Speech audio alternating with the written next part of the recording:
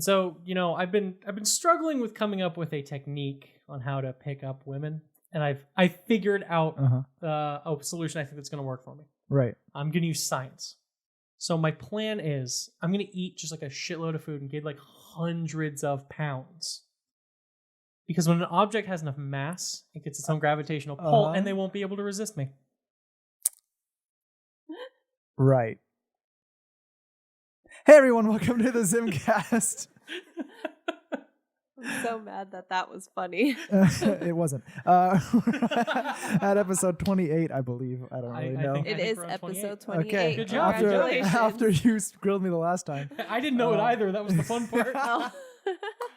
I'm Kyle. I'm Chase. I'm Cheyenne. Hi. She's the only one with the consistent intro. Yep. We have said this. I mean, before. this is an intro. I mean, we go, and then she closes it off. She tros. We go in, and she tros. So that wasn't funny. So what you been up to this week, Chase? A few things. Okay. One being, I've been watching Castlevania on Netflix. Nice. Yeah. I started it months and months ago. Close to when it actually first came out, which I think is like over a year ago. I don't even know. Are you talking like season 2 or are you talking season 1? Season 1. That was like 2 years ago. 2 years ago, yeah, okay. So the second season came out last year. Yeah, okay. So I guess 2 years ago, like when it first had recently come out, I started watching it and I was like, oh no, stop. Like, I'll watch this with Cheyenne. She'll like this. To be fair, I do think Cheyenne would like that. Yeah. It's like, oh shit, it's dark and like has that kind of mood. Oh, it's so badass. It's really cool. She would like it. Pause it. I think I tried watching it with her once, close to being 2 years ago. I don't remember this, yeah, I know by you the don't. way. And both of you have a very shaky memory. Something happened where we like just didn't, and I didn't come back to it until like last week or so. And I put it on, and she fell asleep immediately. I pressed play. I feel like I was already falling asleep before. Well, whose fault is that? Why are you making me watch things when you know I'm falling asleep? No. So then I just like, so I was like, oh, screw it. And as she was like asleep, I just kept watching it. And I watched probably like 5 episodes in that sitting. And then. So you watched the entire first season in one sitting. Yep. Yeah. So I just kept watching it. It's so good. It is very good. Cool. That first season was great. The biggest problem with that first season was it was only 4 episodes long, and it just got good. It just got great, and you're like, oh, I'm so hyped. And then it's like, okay, wait like a year for second season. Yeah. That sucked really bad. It was like, do you know when the first season ends? No. It's after the fight with Alucard down in the crypt. That's what I assumed. Yeah, and that's like, it literally, what it feels like, especially now, is it felt like that was like an extra long, like, TV movie leading into this new series coming out. Because it takes the first 4 episodes are really just like a prologue. The first episode, you literally only meet one of our main characters right at the end. Yeah. But it's really important. Yeah. It's setting up like the whole story and makes you understand Dracula a lot better.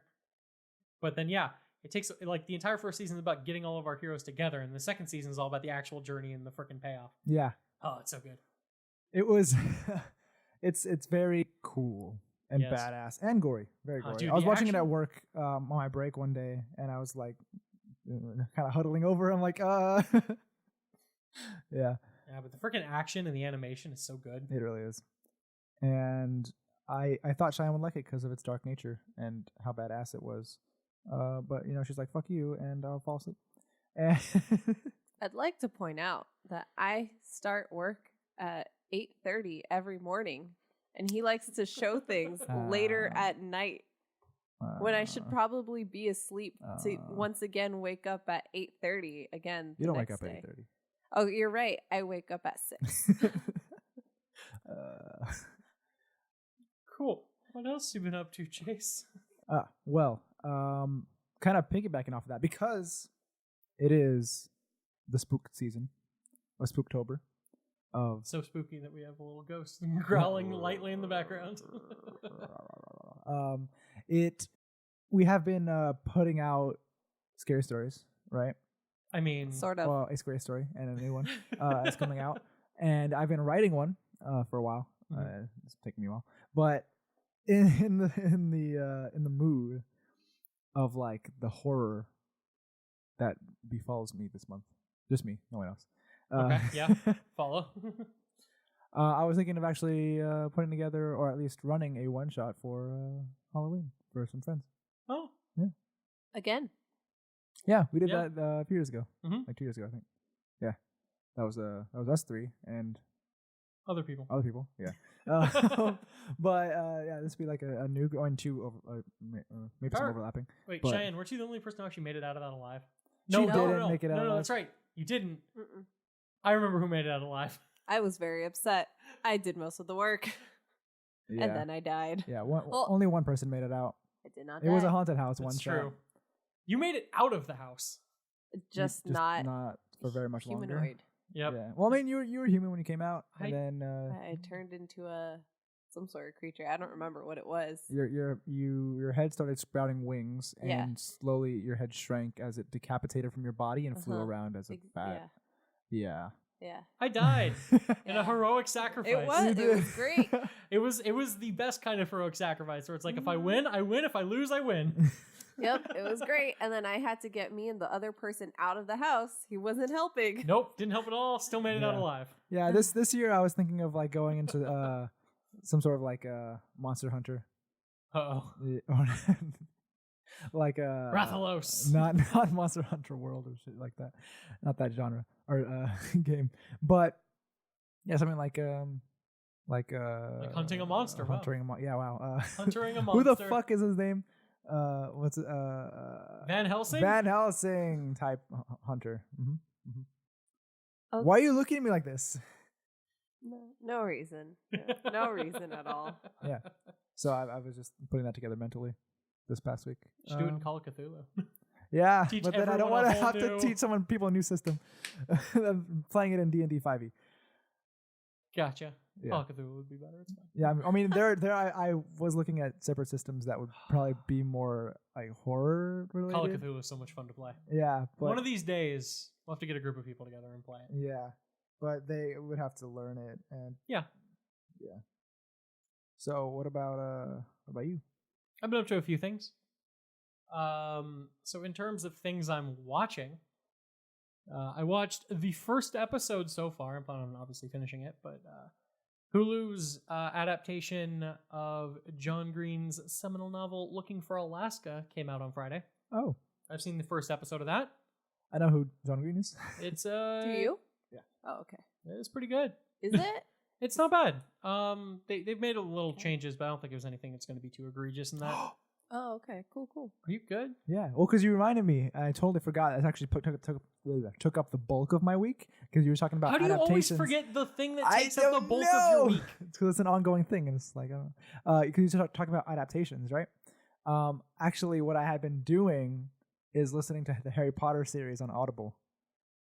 That's a for the decision. First time, yeah. I mean, I had the books read to me when I was a child by my So it's mother. basically the exact same thing. Yeah. Yeah, He will never read it for himself. yeah. He would just always have 'cause- other people read them to him. Yeah, because you reminded me just because of the adaptation part. There are definitely things in the books that are adapted to the screen, which has been a point of contention for a while. But it's like, I like hearing the books in their entirety. Yeah, so I like reading books in their entirety. I mean, that's not a knock against audiobooks. I listen to Yeah. audiobooks all the time. Yeah, I mean, it's exclusively I listen to them on my drive to and from work or to from here. I do that too. And, yeah, I got through Chamber of Secrets. No, I'm doing Chamber of Secrets right now. The Sorcerer's Stone, Philosopher's Stone. Got it. Philosopher's Stone, in like 2 or 3 days, like total time.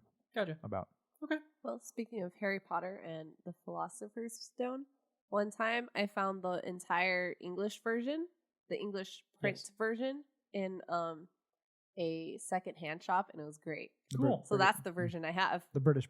Yeah. English. Bullberry, I believe, is the That's right. publisher. Yes. Yeah. It's really cool. Yeah, I'm she's very proud of of it. that. I am. Cool. It's really I mean, cool. I get it. I do. Yeah. What else were you taking care of this week? Other things I've watched. I have watched the first half of the new Netflix show "Living with Yourself." All right, with Paul Rudd. Paul Rudd. It's quite good. I like it quite a lot. Mm. I've seen the first 4 episodes. There's 4 more to go. They're each about like 25 minutes long. Yep. There's 2 Ant-Men. Yep. It's more Ant-Man than you can handle. It's pretty dang good. I like it. Again, I'm only halfway through. It might totally fall apart, but so far it's good. In terms of games I've been playing, first of all, for a less exciting point, is that I am trying to make my way through and finally finish Legend of Heroes Trails of Cold Steel 2. Woo, that's a game. Because the sequel to it comes out on Tuesday, which means by the time this goes up, it'll already be out and I'll already be playing it. The sequel to the sequel? Yes. It's the third out of 4 games in the series. The third and fourth games have been out. Like, the fourth one came out in Japan earlier this year, but the third one's finally getting released in the West on Tuesday. So I'm quite excited for it. These games are fucking great. And then I just never got around to finishing the second one because I had it on my PS3 and I never turned my PS3 on anymore. I finally bought the PS4 version they released not too long ago, and I just transferred my save over. Right, that's what you're talking about before. And then I've also been playing Concrete Genie. Concrete Genie is I don't know. It's actually possible you heard about this game. It's developed by a little company called Pixel Opus. Right. It is actually a first-party Sony exclusive. Oh. Yeah.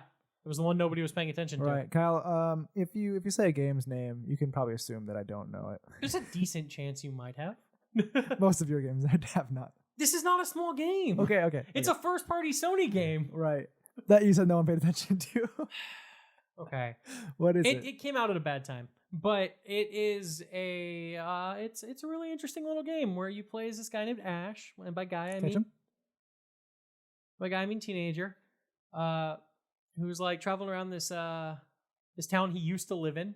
Like, it's where he hangs out. I guess he lives in like a nearby town or whatever. But this place is like where he used to live. Used to be like happy, awesome place. But then like some bad things happened, and the entire town was basically just abandoned.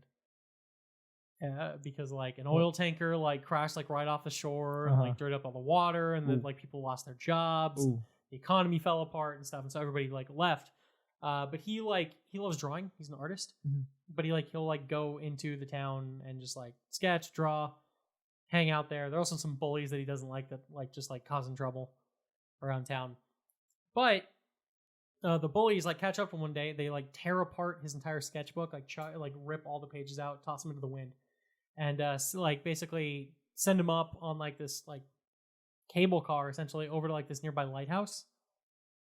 And while at the lighthouse, he basically finds like this creature thing called Luna, who gives him a magical paintbrush. Oh.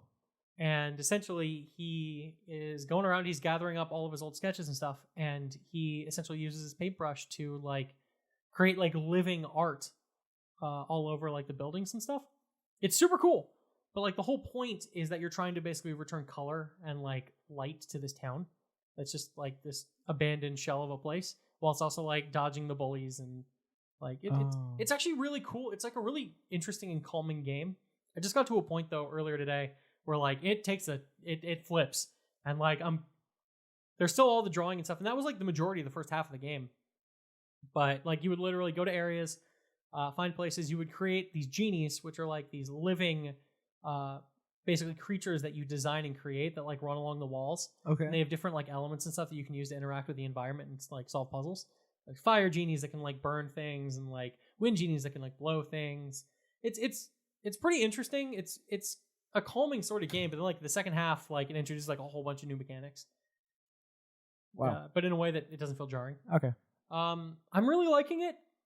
People are giving this game really good ratings. Like, I think on Metacritic it's like an 88. I don't know if it's quite. I don't know about that. It's not like a 9. It's like a 7.5 to an 8, at least for now. But like, it's just a nice, calming, relaxing game. It doesn't look like it's going to be too big. Like 11% of the people that have played it have the platinum, so I'm probably going to get that platinum. But I don't know. It's a cool little interesting game. I like the art style, and it is just kind of relaxing because basically you don't need any artistic ability whatsoever to create like a really interesting and cool looking like pictures that you basically just graffiti on the side of walls. Oh, but you actually like create the... Yeah, so when you find pages in your sketchbook that are just like literally hidden all around town or like blowing in the wind, you grab them and essentially it adds a new component that you can paint onto the walls. I think you can control it with the sticks, but by default it uses like the 6-axis motion controls. Okay. To like do painting. Oh, that's annoying. It's not that bad.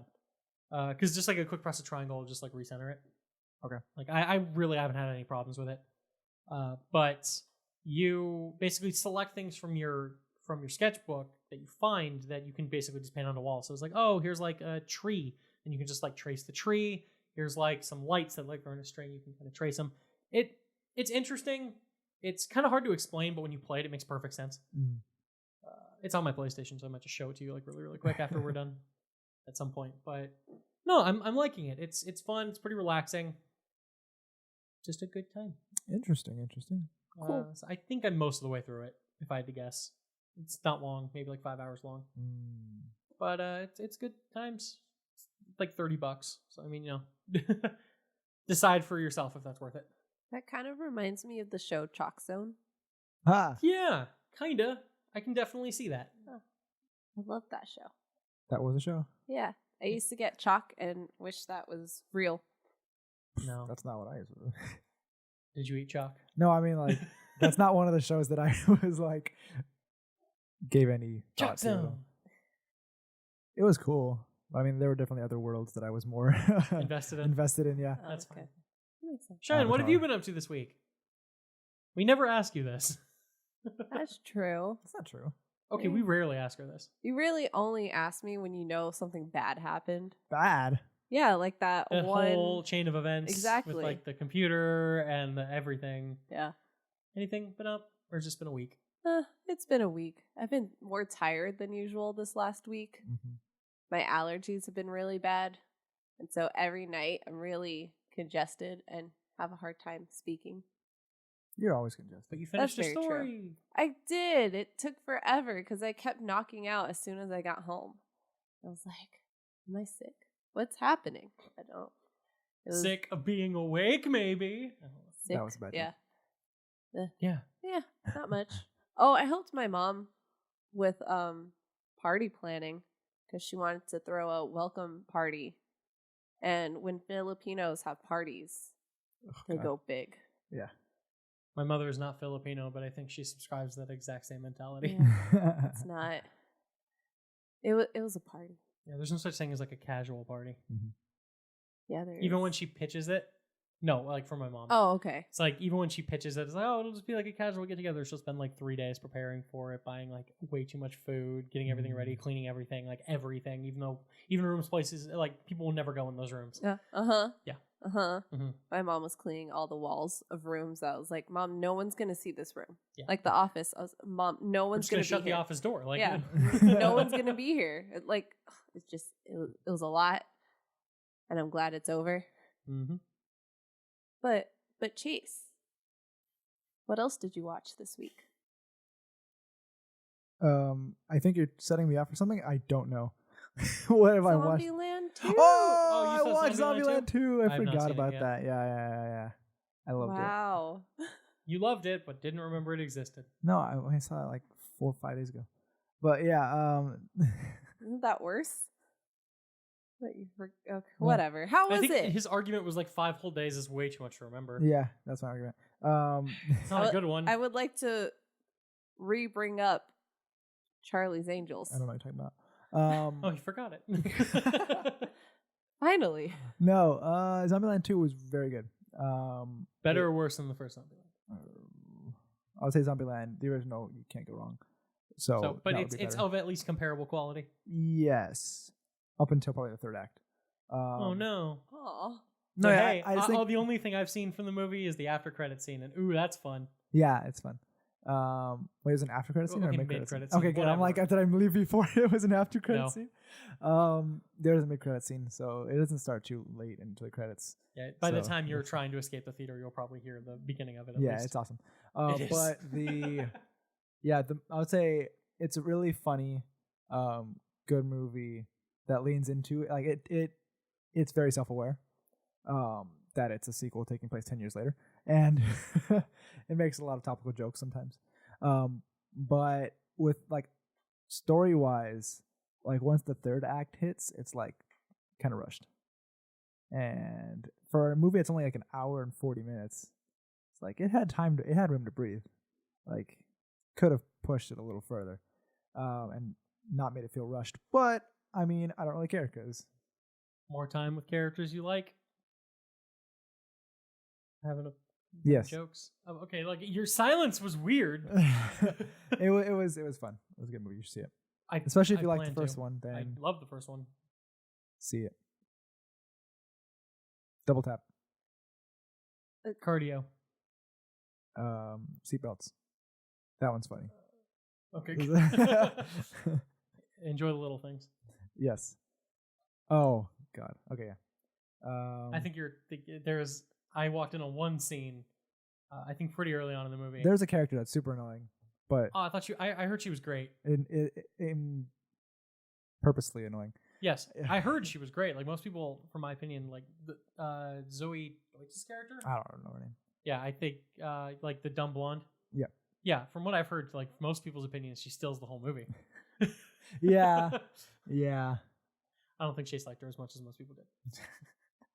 I mean, it was great in that it was really annoying. But again, it's very simple. She seems like an idiot. That's how she lived so Yep. long. Because why would a zombie ever want to eat those brains, right? You'd have to have brains for a zombie to want to eat them. Exactly. But that is, I think that's the only thing I've seen this week besides Castlevania. Castlevania. Unless I forgot. But then again, I forgot. Probably not. Quick little newsy things we should probably touch on before we get to our main stuff today. First of all, Chase, people have seen about 25 minutes of The Mandalorian. Oh, I didn't know about this. Apparently, it's fucking amazing. Oh, I'm so excited. That's next month. Yep. It Oh is. shit. Yep. There's a lot happening next month. There is. There's Disney Plus, where that then comes with The Mandalorian, and I forget what else. So much, But guys. that's a Wow. lot. Well, actually, There's I think Thanksgiving. I don't Frozen. care about Thanksgiving. Frozen. No, I was just thinking next week is No. is the Outer Worlds, which is close to November, and I think that's where I've been like keeping the. October has been like as a month for video game releases, very much a non-existent thing. Yeah. Like, I mean, obviously there was a release of Concrete Genie, which is kind of a big deal for some people, but it like Sony did like no marketing for this game. I don't know why, but like they did such a little amount of marketing that it almost felt like they were trying to bury a bad game, but it's not bad. Huh. And then basically it's the 25th, which has Outer Worlds, the Medieval remake, and Call of Duty Modern Warfare all come out that day. What? I hate when studios like reboot something And give it the and exact give same it name the as the exact original. same name as the original. Well, it's not the exact Fucking same name. Christ. You could It's play not Call of Duty 4 Modern Warfare. Exactly. Yeah. You can either play Call of Duty 4 Modern Warfare or you can play Call of Duty Modern Warfare. Come on, they're totally Shut the different fuck games. up. And it's like, when we were looking at, I was looking at my Steam library right now, and I saw Star Wars Battlefront 2 in parentheses classic 2005. I was like, what? No, it's just Battlefront 2. The fucking remake should be fucking named remake or some shit. Yeah. Because Battlefront and Battlefront 2, or the original ones, are like miles ahead of fucking the remakes. Just because of this fucking, they have great story modes. Well, at least the campaign in, I think, 2. Yeah, Two's- Galactic Conquest. I mean, it's not a great story mode, but it's fun. But I love it. Yeah. I feel like there's more coming out in November, or at least more stuff happening in November that I really Oh, I'm cannot sure November's place. stacked. I just don't want to think about it. Yeah. But we'll look forward to the coming weeks. Yes. But some news that came in today, I guess, was that Jared Leto, if you have heard, Of after this man. after Jared Leto plays Joker He's an in actor Suicide Squad. and a singer. He's an actor. And a singer. Oh, I was gonna say he really is a singer. I'm fucking stupid. Duh. Yeah. Well My done. childhood. But were you taken aback by the fact I said childhood and not in my like middle school or high school years? Yeah. Sorry to. It's break it to okay. you. Look, this is just a constant thing. I just need to get used to it and move on. Continue. Yeah. Jared Leto portrays the Joker in Suicide Squad. I feel like this is okay. Never mind.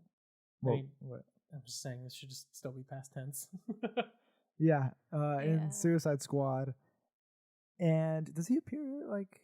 That's it. Okay. It's the only one. Yeah. So I mean, there's not a lot of screen time invested as this Joker, and actually as a point he was upset about. Yes. Was because they shot more footage of him as Joker, like more scenes. His claim is that there was enough footage of the Joker that they could have made their whole own movie about it. Yeah, I guess. Hilariously, and then the studio was like, "Why would we make a movie all about the Joker?" And then, sure enough, Joaquin Phoenix's Joker comes out, and he's not happy. Jared Leto's not happy. He's not happy. Who about that. knew? Yeah, he felt like he was getting like. I think that he was quoted as saying he felt alienated and upset. Okay, well, I mean, I think this is a purposeful decision. Yeah, he was like, "What the fuck? What happened to no Joker movie? Why don't I get a Joker movie?" Like, I guess he was afraid of like being cast out as Joker. And But what a ridiculous sentiment. yeah, but then now, according to the Hollywood Reporter, he will not be reprising his role of Joker. I literally never expected him to. Yeah, I think. me Well, neither. I think he was slated to reprise Joker in at least one other film. I mean, maybe, but but I didn't think it was ever going to happen. Yeah, I think he was supposed to because he was supposed to get more screen time. I don't know, but yeah, because he was upset. Originally, he was upset at apparently his agents for not pushing for them to use more footage in Suicide Squad. Do you know if he's at all in Taika Waititi's Suicide Squad? If he No. if he had any scenes in that? at all? No. No, I don't think it was ever planned for him to be in that Because one. that's not Taika Waititi. Oh yeah, It's totally wrong. Oh, director. fucking Yeah. dumb. yeah. The other dude. James I Gunn? didn't, catch, I James didn't Gunn. catch that. Sorry, at I was first. thinking like I'm sitting here. Marvel I'm like, humor. Oh, were you trying to get somewhere with this? But I think you're wrong. I was thinking Marvel humor. Jojo Rabbit just came out. Yeah. But yeah, I mean, are you gonna miss him? No. No. I was asking the audience. Okay, No. I know your answer. I'm answering for the audience. No, they're not. Yeah. I know almost our entire audience. Hey, maybe someone cares about Jared Leto's Joker. I Never mean, know. I don't know who that person is, but if you are, hey, tweet us. Retweet us, But please. whatever. Like, We don't even use their Twitter anymore. I know. hey, I Oh. monitor it. Let's go. You don't post anything. It's a lot of hard work, thinking of I think tweets. the last post was like August. Let's just move on. Yeah, that's the. Let's just move on here. In other news, the constant argument about whether the MCU is cinema or not keeps going. All right, isn't okay? So was Scorsese the first one? Scorsese was the guy who made the original comment. Yeah, and Then a bunch of now people responded to it. We're like, Francis Ford Coppola. It's like, yeah, no, they're what, like Despicable. despicable is Yeah. the word? Oh my god. Look. Also, we had Natalie Portman chime in on this. Really? Yeah. What'd she say? She's like, She's in the MCU. I know she is, and she's back in it too, specifically. So Yeah, that's why yeah. it's an interesting perspective because she's somebody who was in it, didn't like it, Yeah. quit, came back. Yeah. And Money. has a PhD. Yep. Yeah. Yep. So Padme? she basically,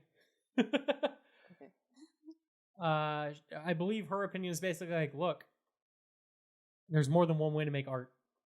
It doesn't have to be your kind of art. And then, like, I think on the IGN comment, like on the IGN article about that, like one of the top comments is like, look, yeah, there's room for all types of cinema. Yeah, that's what she said. Is her quote. But one of the top commenters on this IGN page was actually kind of insightful, and that's rare. I'm not kidding, it's rare. Where the guy was basically like, if you can scroll down, so I can actually actually properly attribute this quote to our genius IGN commenter. The comments aren't loading. He's not on the top anymore. I'm so sorry. I guarantee it was replaced by really stupid shit. Basically, there was a guy on IGN who was like, look, if you think about it, you can take like these like high art movies as like, filet mignon, and like MCU films as like a cheeseburger. Look, no one's arguing that like a filet mignon is a higher quality of food. But sometimes you just really want a fucking cheeseburger. Now that you say that, I kind of want a cheeseburger. I'm like, yeah. Like sometimes a cheeseburger is just exactly what you need in a moment. Sometimes you're looking to be a little fancy. Get yourself a filet mignon. Yeah. I mean, I am super excited for the future of the MCU, and I'm super excited. curious about it. And because, like we mentioned, Disney Plus is launching next month with, I'm assuming, all the MCU movies. No, No, that is incorrect. God damn me. I think only 6 of them are going to be on there to start with. Though. I think it's not going to be until like 2021 where all of them are going to be on there. Okay. Because Makes sense. they all have like exclusive deals with like Netflix. Right, that's and what stuff that's what I need to assumed. all lapse. Yeah, but I mean they'll be there eventually, so I can watch them all. But what's also crazy, I don't know if you saw the Twitter thread from Disney. Oh my god! So I was just scrolling Disney one day, minding my own business. Oh, I guess not my own business. I was looking at other people's business. Yeah. But I see fucking Disney posts a picture, or I guess I don't know how they started the original thread, but it was like, oh, these are the like what's coming to Disney Plus. Yeah. It is a Twitter thread of 629 items, and every item is literally a poster of a movie that's or a movie or a show that's coming to Disney Plus. 629 they posted. There's some interesting ones, and they said that wasn't even the end. Well, of course. There's more, but is this all holy launch day shit. stuff? Yeah, I think so. Nice. Yeah, Look, it will be included in Disney. There is no doubt that there's going to be an excessively large amount of really high quality crap on Disney Plus the day it launches. But the thing that like makes me like so much more hopeful for this now is because originally with Disney Plus, I wasn't sure necessarily how worth it would be to get like a Disney only super worth it. Looking at how many fucking things are included in Disney Plus, super worth it. Super worth it. Didn't need to see that to know. He did. We didn't. I mean, there's Lego Star Wars. You have to think of like series? What has Disney made? How can you think that it won't be worth it? Well, fuck yes. Star Wars: The Clone Wars season 1 to 5 is available on Disney Plus at launch day. That is correct. I'm still stuck on that because I have to get through the Clone Wars. I've been waiting. This is literally what I've been waiting for. This is the one thing that I actually originally wanted Disney Plus for was the Clone Wars. Okay. Wow. Quick question: do we know if the Mandalorian is doing like a Netflix or doing like a thing? So like, all the episodes dropping available at once, or is it going to be like a weekly thing? Let's see. That's a good question. Thank you. I don't think have they explained how they that have works? to have by now. Huh. It is the Mandalorian episodes to be released on Disney Plus weekly. Yeah. Fucking Dang, I just saw that. Okay. It was the first thing I googled. fucking TV. I'm like, Mandalorian all at once? Yeah, I kept spelling Mandalorian wrong. That would be difficult. But like so wrong that Google was like, huh? And I don't know how I got it that wrong. It's not that hard to sound it out. It's not hard. Yeah, so only the It first says episode. The Mandalorian is set to premiere on Disney Plus and will follow a weekly release schedule instead of emulating Netflix's binge model approach. That's That annoying. was at but the end it's of the fine. fucking article It that I is. was reading already. Not even the Mandalorian one. But still, it's supposed to be fantastic. Apparently that 25 minutes was not just like a straight 25 minutes, but it was a bunch of clips and scenes from the first 3 episodes. Ah, cool. That's cool. Sword in the Stone. Yeah, Robin Hood, Many Adventures of Winnie the Pooh. All the Star Wars movies. Winnie the Pooh. Pete's Dragon. Yeah. Fox and the Hound. Yep, a movie that is half an hour long. Yep. Fox and the Hound? Yep, half an hour long. What? It's this adorable story of these 2 young little animals that are best friends, and then it ends. Oh, now I get why you said I've long. never seen Fox and the Hound, so I It don't took know. me a second. I was like, Fox and the Hound is not half an hour long. And then you thought you were being described it. serious. And I was like, oh, I see it. The original Tron. You don't want to know the rest. I You guess haven't not. watched it. There are some It's like okay, really Chase. old ones from I think DuckTales. DuckTales. Oh, the original DuckTales? 1987. Yeah. Yes. Willow. Oh, I love that Who movie. Framed Roger Rabbit, Chippendale Rescue Rangers, Oh, Honey, I Shrunk the Chippendale. Kids, Simpsons. Yep. Tailspin. It's funny because Rescuers Down all Under. these are like mostly all Disney, and Yeah. then you see Simpsons, which is funny to include. The X-Men like- cartoon. Yes. Oh, The Sandlot. Nightmare Before Christmas. cool. Gargoyles. Oh, Gargoyles is such an Oh. underrated show. Recess. Oh fuck! Remember I forgot the about Titans. Recess. So there's nothing R-rated that is ever going to be put on Disney Plus, by the way. Yeah, makes sense. They're going to put all the R-rated Hulu? stuff on Hulu. Makes sense. Makes sense. Just a fun little fact right there. Sticks with the brand. Exactly. That's the point. I totally get that. Yeah. So yeah, there's a lot of shit Free Solo. It's a whole documentary about trying to Free Han Han Solo. Solo from Carbonite. It's an Fun. in-universe documentary. Yeah. That would be awesome.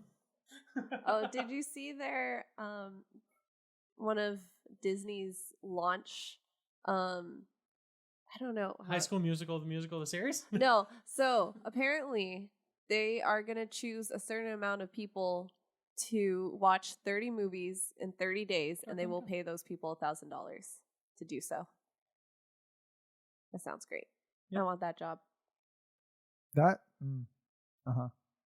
Let's do it. I mean, you'd have to be picked I mean, via do it. social media. I'll just use my vacation time.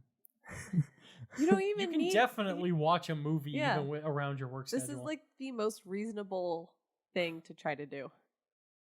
But hey, if I use my vacation time, I still get paid anyway. But you okay? Fair enough. Yeah.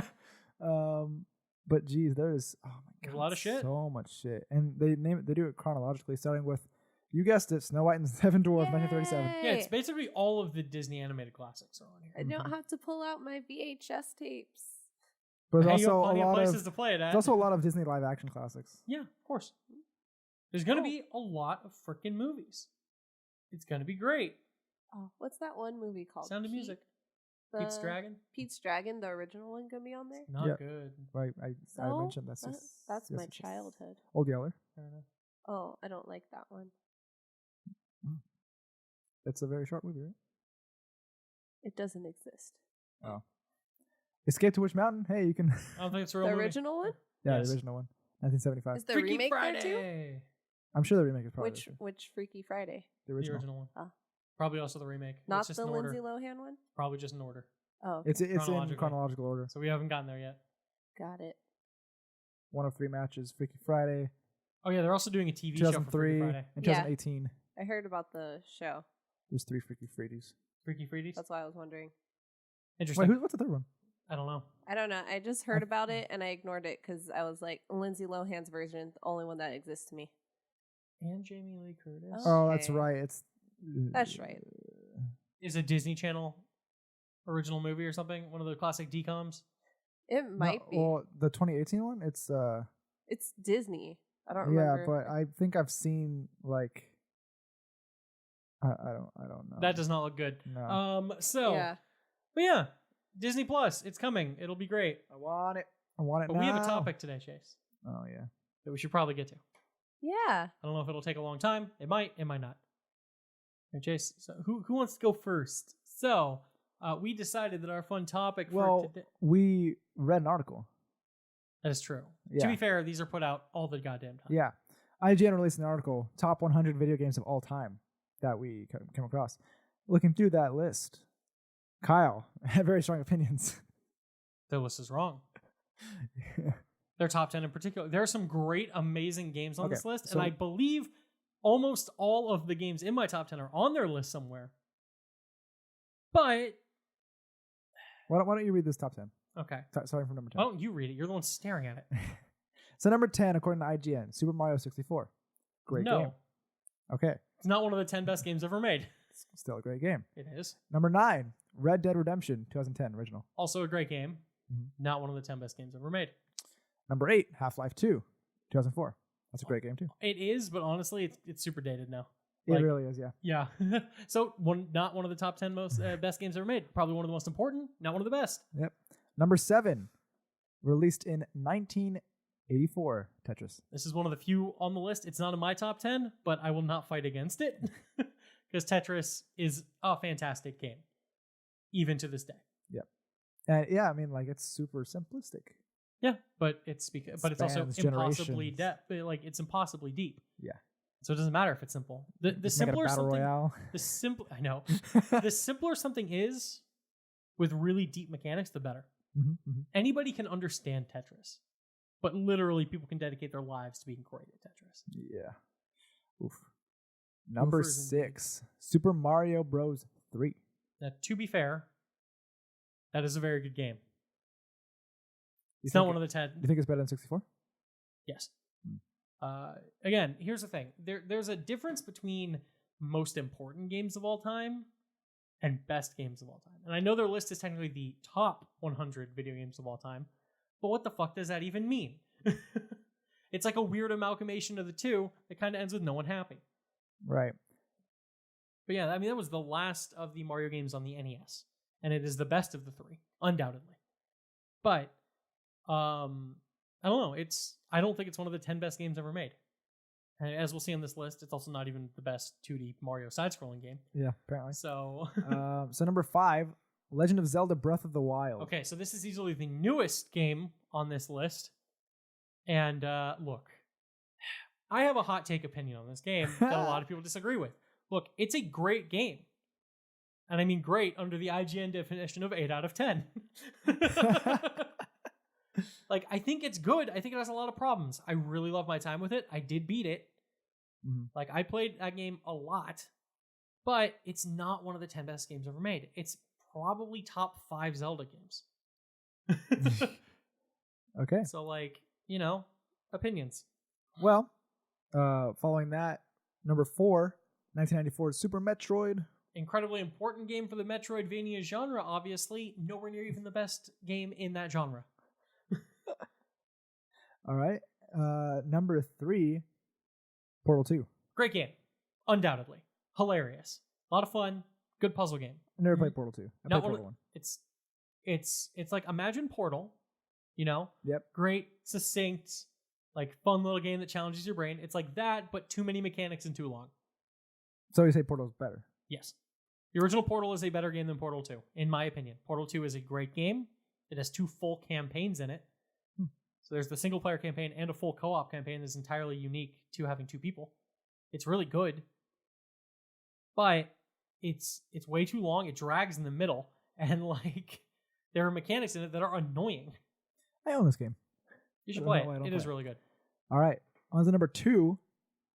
Top 2 games of all time. Second best, Legend of Zelda: A Link to the Past, 1991. Okay, so A Link to the Past is a fantastic game. I'd say it is better than Breath of the Wild, in my opinion. I don't think it's the best Zelda game, and I definitely don't think it's the second best video game ever made. It's ridiculous. So then I'm sure you definitely would agree with this number 1 pick. See if you can guess it. Nope. 1990s Super Mario World. Look, Super Mario World probably is the best 2D Mario game. But it's not, in my opinion, the best Mario game. And it's also not the best video game ever made. That's completely preposterous. I find so often that so many people, whether by nostalgia or just by, understanding like games' importance, they overrate older games and kind of undervalue newer ones. I grew up playing these games. Mm-hmm. Like, I owned Super Metroid. I owned Super Mario World. I owned A Link to the Past. Yep. Like, I loved those games when I was a kid. But when you go back, they're still very good games. But they're not the best games ever made. They're iconic, and they helped pave the way for a lot of games that have come since. Mm-hmm. But no. No. Literally none of the games in the top 10 are on my top 10 favorite games of all time. And again, I have very weird opinions, and my list is all over the place of weirdness. Yeah, your list is very... you haven't seen my list. I can assume your list is going to be very... what's the word? Particular. In a Kyle way. Yeah, I mean, it's got a couple different genres being represented here. But yeah, it's... Yeah. I can say the oldest game on my list, I have a couple games from the PS1 era. And I have multiple games from this console generation. And last console generation. I think these are some of the best games ever made. Mm-hmm. But then again, I also value story heavily in my games. And so that, storytelling has been improving in games a lot these days. Yeah. I have a hard time just playing a game without a plot. I mean, gameplay can be amazing. And, that can keep me going. But I rarely will beat a game without a good story. Right. Unless it's really short. Or Tetris. As everyone knows, I've beaten Tetris. You've beaten Tetris? Yep, indeed. How do you beat Tetris? You don't. It just keeps getting so fast that you need to be able to predict what's coming before it comes. Oh my jeez. Watching somebody play high-level Tetris is insane. Also, trying to get good enough to play high-level Tetris is also literally clinically insane, I think. Great game. Okay. Stop. So you want me to go first? Or you want to go first? I thought you should go first. Okay. Something with your top 10. Number 10. So my top 10 favorite video games of all time. This is the only game from this year. Wrong. Sorry. No. In my opinion, the top 10 favorite games of all time. Number 10, Resident Evil 2 Remake. Okay, remake, not original. No, I think the remake is better. Okay. Resident Evil 2 is a great game. Is it a hot take? No.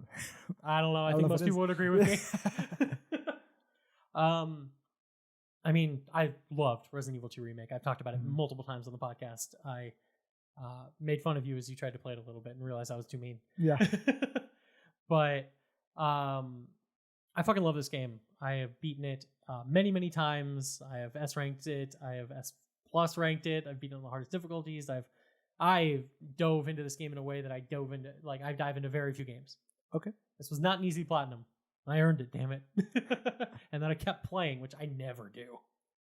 So I fell in love with the game. Okay, fair enough.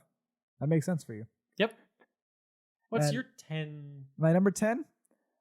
Number 10 favorite video game of all time, Halo 3. Great game. Yeah. I think it is my favorite in the Halo series, simply because of like the time in which it came out and my experience with the gameplay. It was the first Halo. Well, no, it was the third Halo that I played with my friends.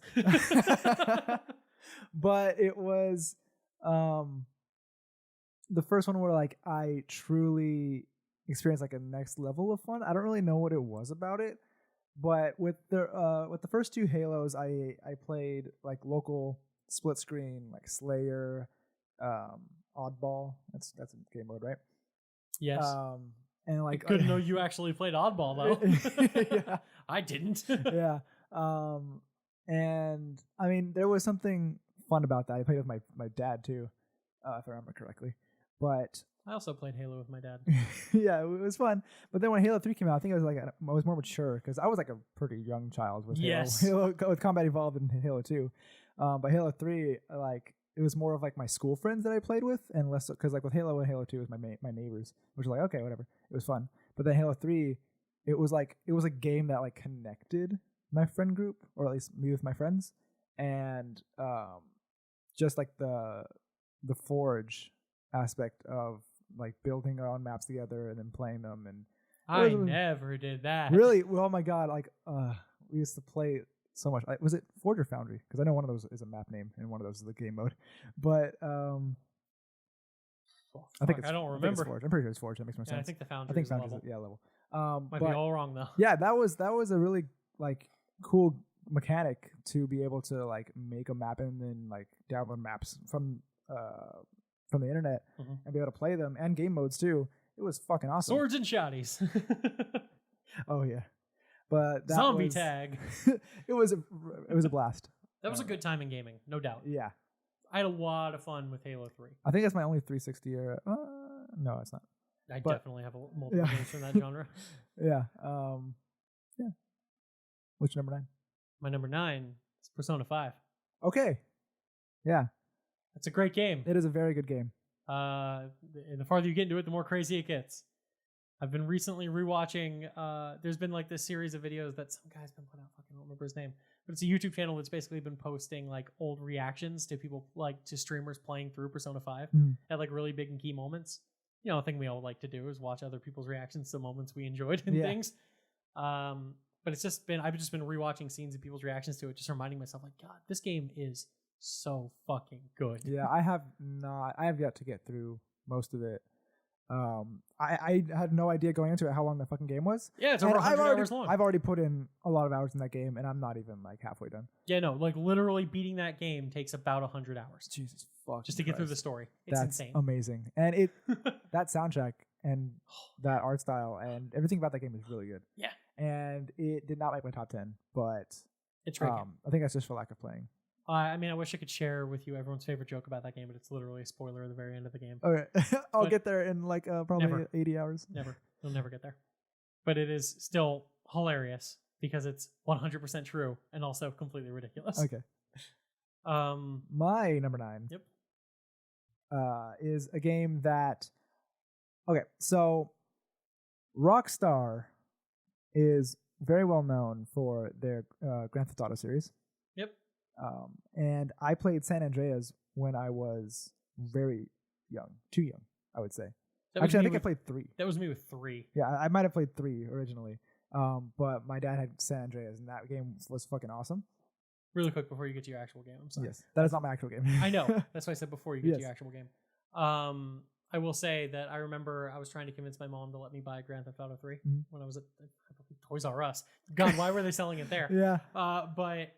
And I remember telling her, I'm like, no, Mom, it's okay. Like, yeah, obviously, like, you can be a bad guy, but, like, you can also play through the entire game as, like, a good guy, not killing anybody. And she reads the back of the box, like, be a criminal, be a murderer. I'm like, and she's like, no. That's hilarious. I'm like, damn it. So, please continue. Yeah. But, so I had that experience with, like, Grand Theft Auto and those kind of mechanics and like that, and from that developer. And when this game came out, it was more friendly to my age, which was Bully. Bully! I don't know what year it was. I should have looked up the year. But Bully, and I think specifically Bully Scholarship Edition. I to this day, I really don't know the difference between the original and the Scholarship Edition. Small changes, I imagine. Yeah, I think it was small changes because when I read the back covers of both, I was like, it just like had like varied wording barely, and I was like, I don't understand the difference. I'll just get Scholarship Edition. Yep. Yeah, but that game was fucking awesome, and it really gave me that sense of like a Grand Theft Auto game, but more in tune with my age. Even though it was like I was probably in elementary school and it's mostly about like high school, but it was a good time, and to this day, like that the soundtrack is in my head sometimes. I don't know why, but it's something about just exploring the town as like a teenager and causing a fucking ruckus and being able to do all these things while still like taking classes and like having those mechanics in there. It was fucking awesome. And I have always been waiting for Bully 2. Yeah, no, Rockstar is the GTA Red Dead alternating machine now. Yeah. And that's all you'll ever get. I want my Bully. I do wish Rockstar would do some of their weirder shit again. Yeah. And there were rumors for the longest time that they were working on a Bully 2, but it does not seem like that's true. All right. Love that game. It's a good game. Again, I never played a lot of it, but what I played was fun. It was just basically taking the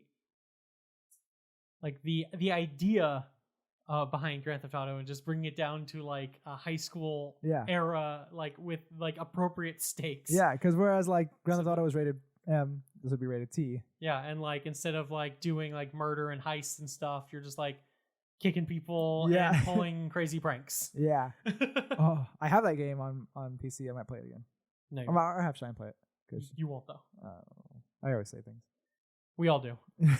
I have played Bully though. Yeah, that's like one of the few games she's ever played. Yeah, I almost finished it, but it wasn't my game. It was my cousin's game, and then he moved. So this is one of the few games where Cheyenne has way more experience than I do. Right? One of the only.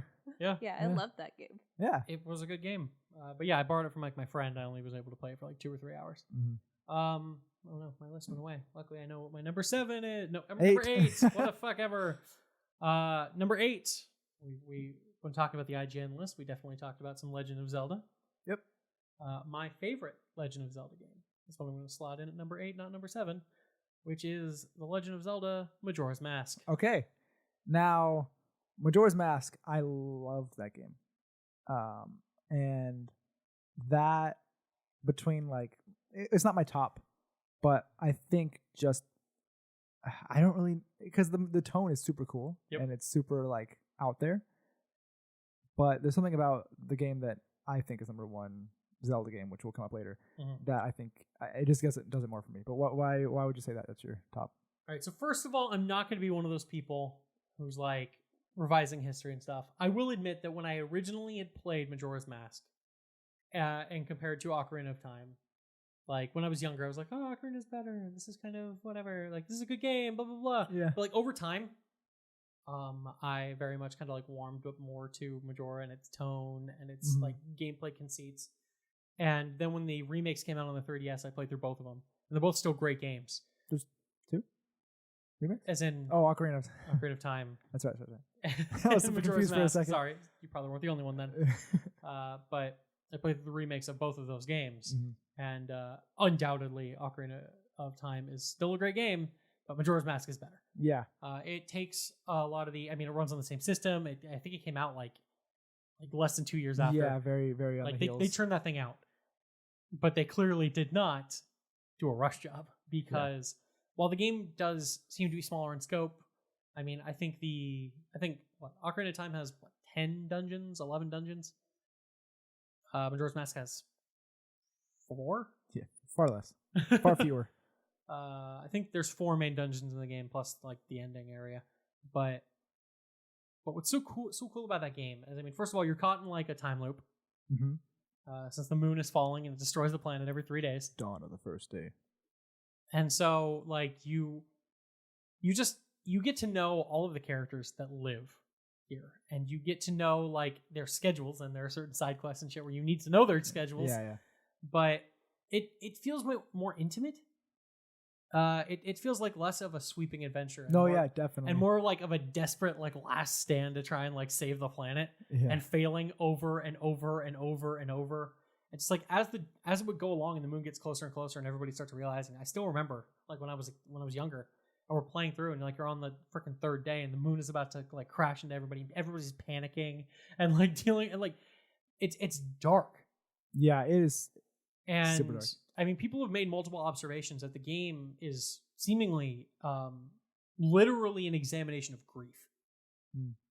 And that the journey throughout the game is the 5 steps, is coming to terms with your grief and accepting it. It's like the 5 steps. And it's really fascinating and interesting. The game has arguably like a really deep story. It just doesn't spell it all out for you. Mm-hmm.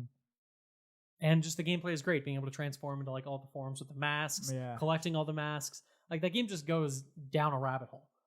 And it is truly enjoyable. And then if you manage to put in all the work and you get that fierce deities mask, there is nothing more fun in a Zelda game than just destroying bosses.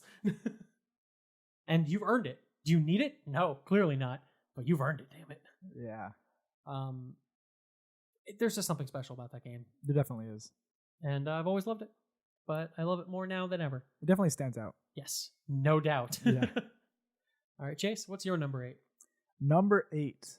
I just realized that I think the last one and these next 3 are PS2 era games that I played on my PS2, which is probably, I feel like there were the majority of games that I've played in my lifetime, I feel like were on PS2.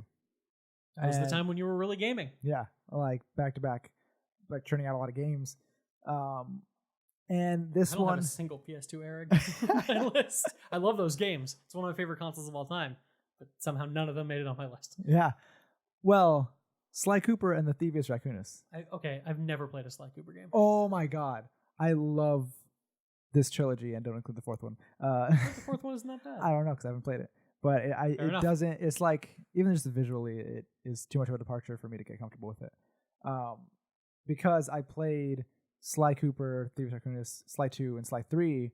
Like, I mean, they didn't come out back to back to back, but I played them in succession, and the tone of the first one and the gameplay, it just is amazing, I feel, to me. And I think Sly Cooper is higher on my list than Sly 2 or Sly 3.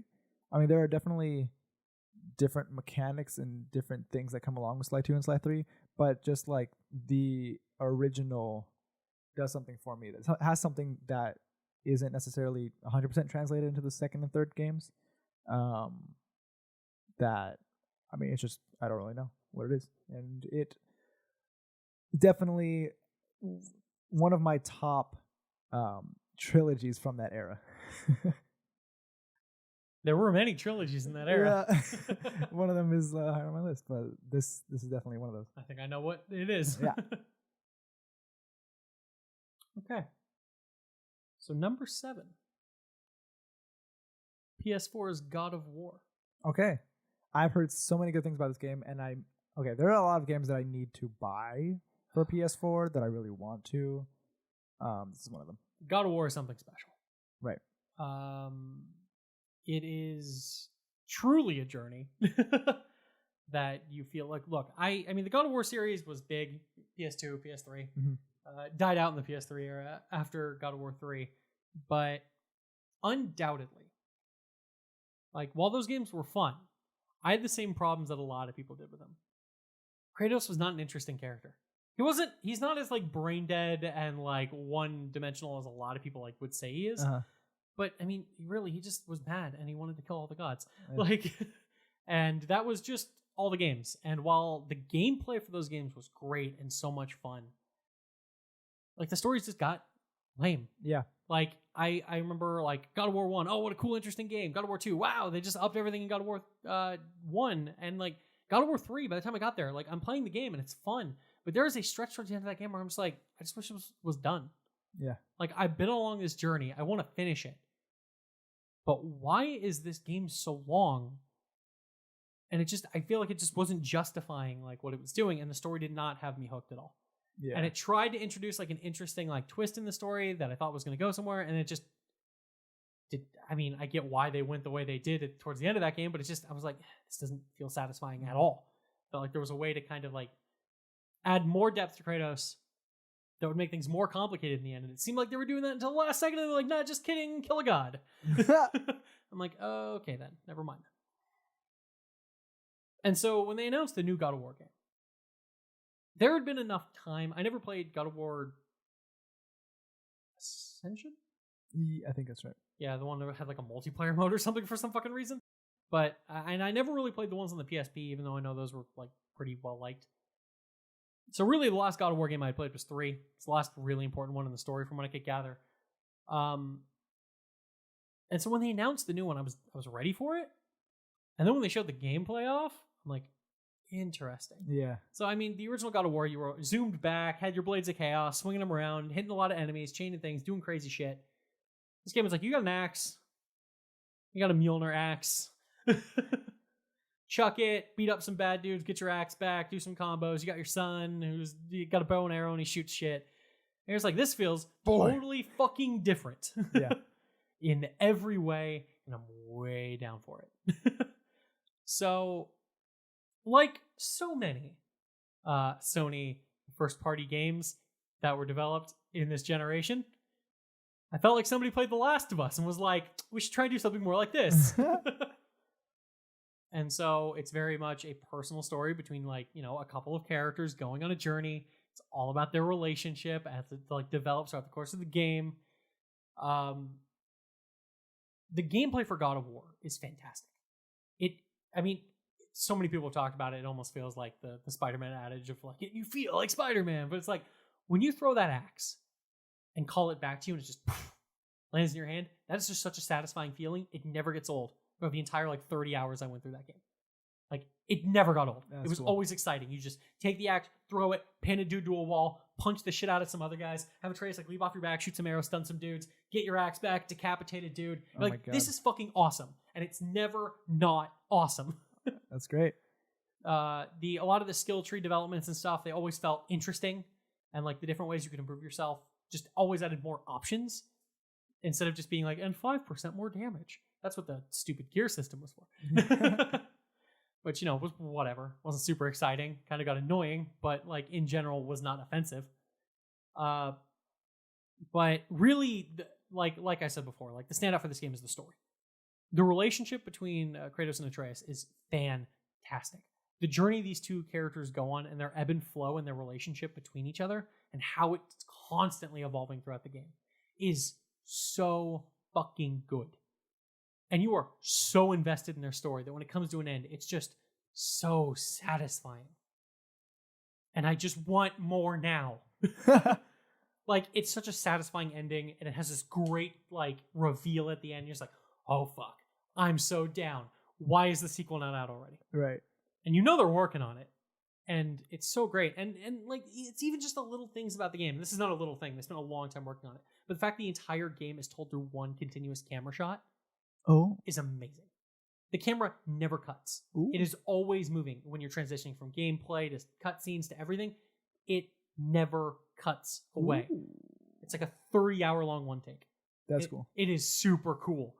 And like how they use it during like the crazy ass like God of War-esque battles against like really large creatures and shit is even cooler because it'll just like pan through things. It's like it disconnects from you and like it pans out and you watch as like the characters like fucking hurtling through the air attacking creatures and shit. It's like, this is so good.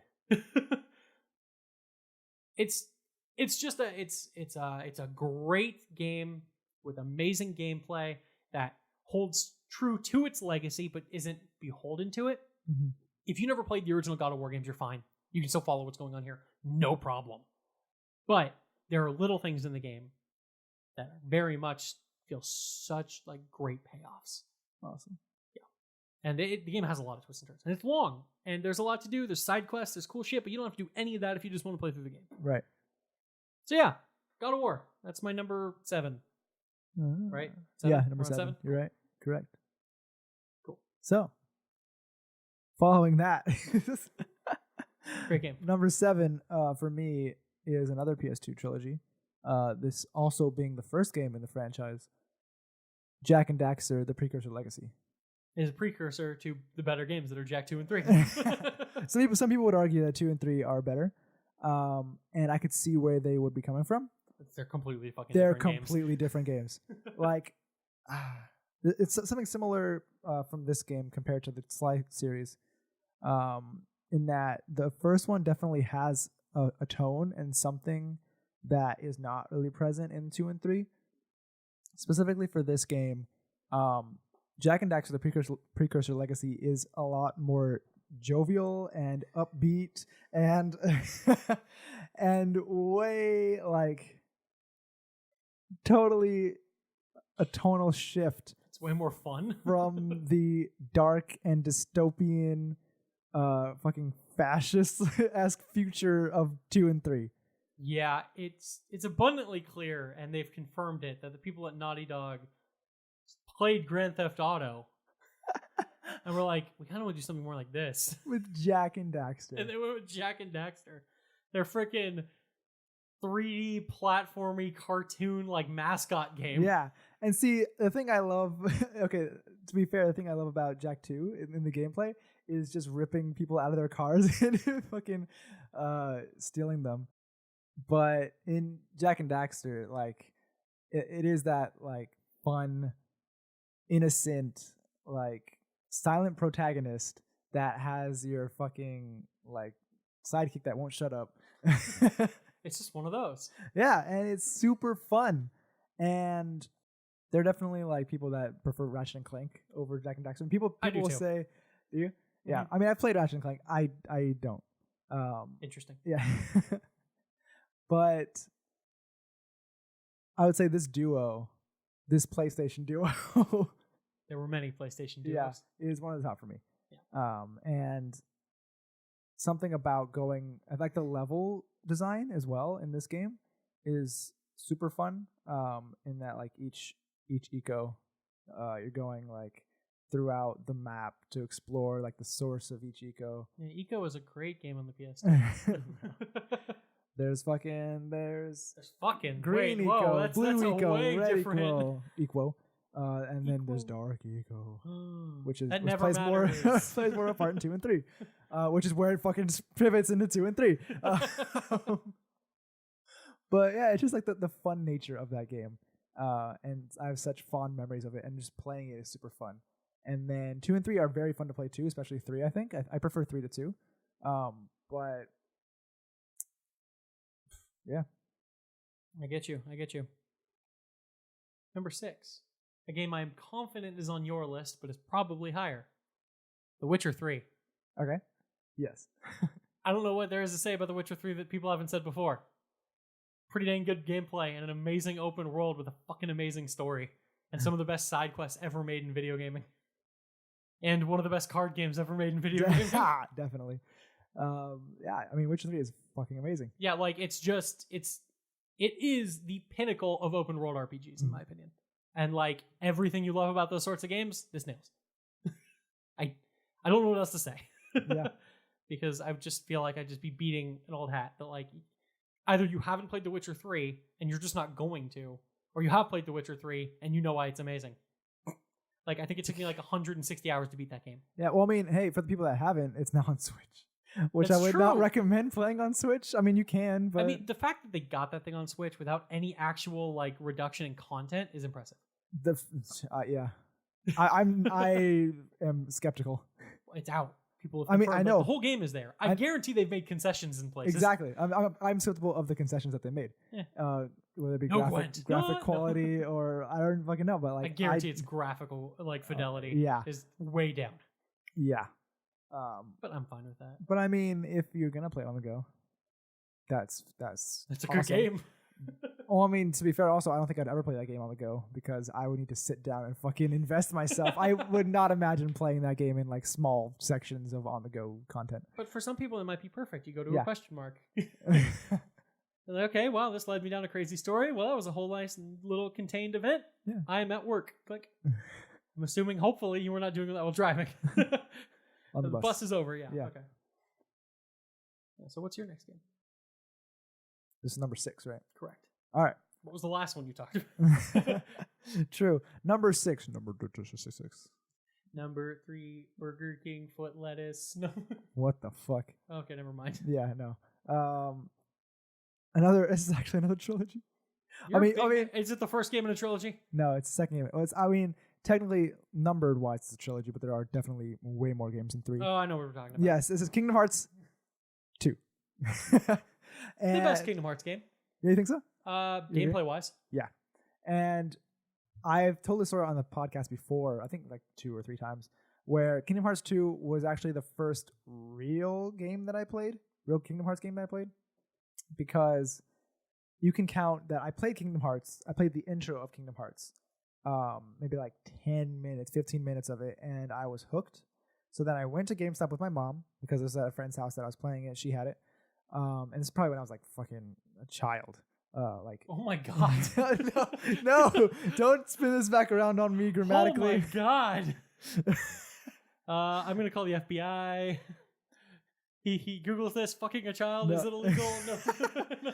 No. Okay, 2005. So I was 7. I'm I was sorry. 7 years old. I know what year Kingdom Hearts 2 came Yeah, out in, so. I was 7 years old. I was gonna say I was 8, but I was 7 because this was right at release. I remember.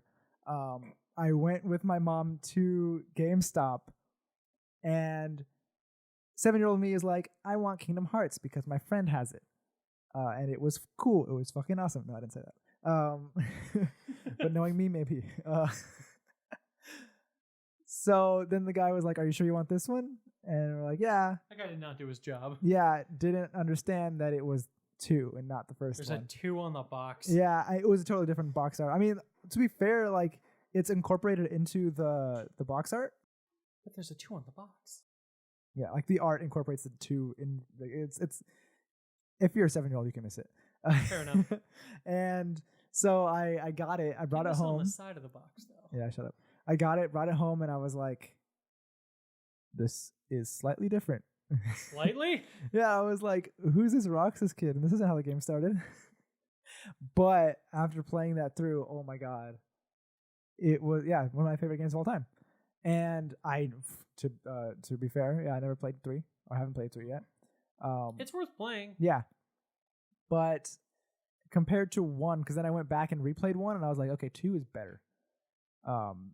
Personally, I definitely feel that way. Gameplay wise, it's undoubtedly better. Yeah. I prefer the simpler story of 1. Okay. I mean, yeah, 2 definitely does not have a simple story. It's when the convolution really starts. To be fair, when I first played it through, I did not understand the story in its entirety. I understood the base plot. No one understands the story. But I was like, what the fuck is happening? Especially all the people who also skip Chain of Memories. Yeah. Who needs the GBA card game to understand what's going on? Everyone does, because why wouldn't you? Yeah. But that is my favorite in that franchise, and my 6th of all time. I will never debate somebody who says that like Kingdom Hearts 2 is their favorite Kingdom Hearts game. Yeah. I totally get it. It's not my favorite, but it's probably the best. It's just not my favorite. Number 5, Bloodborne. Okay. Didn't see that coming? I mean, I'm seeing a lot of PlayStation exclusives. You've seen exclusive. I mean, you've seen 2? a few. 3? I don't know. Bloodborne. Okay. Is that your favorite Souls-esque game? Yes, easily. Okay. I love the Souls series. I've been playing since Demon's Souls. So I played them all. And I think Bloodborne is the best. I am also, when I was playing like like the Souls games. I was always like the sword and board dude, hid behind a shield. Yep. Like waited for the right time. Oh, hit. Hit. Hit. For those who don't have a visual, which is everyone, him going no is holding his shield up. Like just jerking like side to side, like hit. But I don't know. I Bloodborne makes fun of you for even thinking that's a way to play. They do give you a shield. It's terrible, and it's like its description is like use of this like complacency, like builds complacency or whatever. It just like makes fun of you, and it's titled in its description of the shield. Yeah. But yeah, no, you cannot play Bloodborne like I used to play Souls. You need to be rolling, you need to be dodging, you need to be shooting a gun to counter people. Because they're like, what's the coolest way we can have somebody have to counter people? You used to just be able to do like a parry attack. No, you have to shoot them with a gun. It's like, that game is nuts. And it starts off with a very Victorian-esque horror. Mm-hmm. And then, spoiler alert for a game that came out years and years and years ago, it gets total Lovecraftian. Really? In the coolest ways possible. Oh yeah, dude. You got like aliens from another planet like coming down. You got like giant monsters that like you can only truly see when you've like grasped the truths of the world. Oh. And it's like you got like a moon that is like bleeding blood like down from the sky. That's awesome. It's so fucking cool. Yeah, and to be fair about that, because I never played Bloodborne, but I'm very familiar with at least the Victorian horror aspect of it, and that like is super cool. And that it's like it's its own like I wouldn't say archetype, but like it's gothic horror. Yeah, like, gothic horror, like, and that it does it so well in its own way. And that is actually one of the like inspirations for the one shot I want to run with like monster hunting, Victorian or gothic horror at least. Yeah, type thing. I mean, it definitely is that 100%. Like you are a hunter on the hunt. Yep.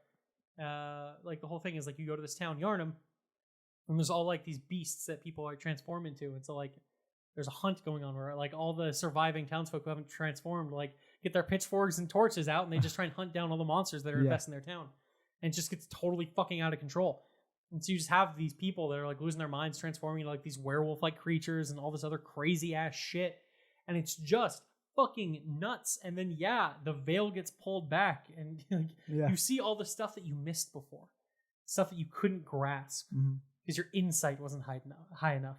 So every time you would see horrific things or like gain like new insight, like there's literally a number at the top of the thing. It's your insight. Once that starts getting high enough, like crazier shit starts happening. You can actually start seeing certain enemies that you could never see before. Oof. Like you can go back through an area after a certain point in the game, and it seemed totally normal, except for like there's this one moment where like if you go to this one spot, like you just get lifted into the air and just die. You're like, what the fuck was that? You go back way later in the game, you see there's these giant creatures that are like on the buildings that you've been walking through. They're just watching you, and it like would reach and grab you and just like crush you in its hands and shit. It's so fucking nuts, and just the gameplay is great. Like it's challenging as shit, and it's just a descent into utter and incomplete insanity. There's a stat terror where just certain monsters looking at you can kill you, and like and so there's like literally like it's nuts. And the more crazy it gets, the better it gets. Awesome. And it's so good. You're really convincing me most of these games that I haven't played yet that I really want to play now. I fucking love Bloodborne. It's such a great game. It was like, for the longest time, it was, in my opinion, the best PlayStation exclusive. I guess technically it still is, according to my list. But, dude, like, that game was one of the strongest reasons to buy a PlayStation 4 earlier on. Especially now that they fixed the load times. All right. They were like 30-second load times every time you die. That was a pain in the ass. Or every time you had to teleport, because you had to teleport to your hub and then from your hub to somewhere else. So it'd be like a minute of loading. They managed to get that down to like 12 seconds, which is way better. That's way better. All right. Well, number 5. Number 5 for me, Red Dead Redemption 2. Such a great game. Yeah. And to be fair, I have not completed this game.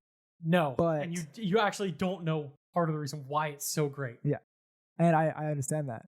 But taking into account the original Red Dead Redemption, not Red Dead Revolver. Not that game. No. Taking into account Red Dead Redemption, I was very fond of that game. And it did something for me in terms of like open world fucking, but set in a Western like setting. That's fucking awesome. Yes, it is. And it was so good in what it did at the time. And I fell in love with that game. And then Red Dead 2 came out, super hyped. And I got it, and I started playing it, and I was like, holy shit, this is more of that. But they dove into it. Like, they turned hard into that. And it does it like everything the original, or at least Red Dead Redemption did, better. Mm-hmm. And I agree. In more depth. And even though I haven't gotten through most of the story, and the story isn't necessarily why I personally like it, because I haven't experienced it that much yet, but just like that open world gameplay nature of this setting and the way that it feels and how fucking awesome it is, it's amazing for what it does. I do have to say, Red Dead Redemption 2 is probably one of the best stories in all of video gaming. Right. And I've heard that, and I've experienced a taste of that, but not fully yet. Arthur Morgan and his journey is so fucking good. And like so many of the supporting characters are just such fantastic characters. And just like seeing characters you would meet in the original game from a totally different perspective. Like, I mean, even just your relationship with John is constantly interesting, and watching their like interplay back and forth with one another, seeing like Dutch before like he becomes the man you meet in Red Dead Redemption 1. Yeah. Like it's so cool. And it's so good. And oh man, it's just, I know some people have issues with that game because of how in depth it gets with a lot of its like survival-ish mechanics and like the immersion. I love that shit. Yeah.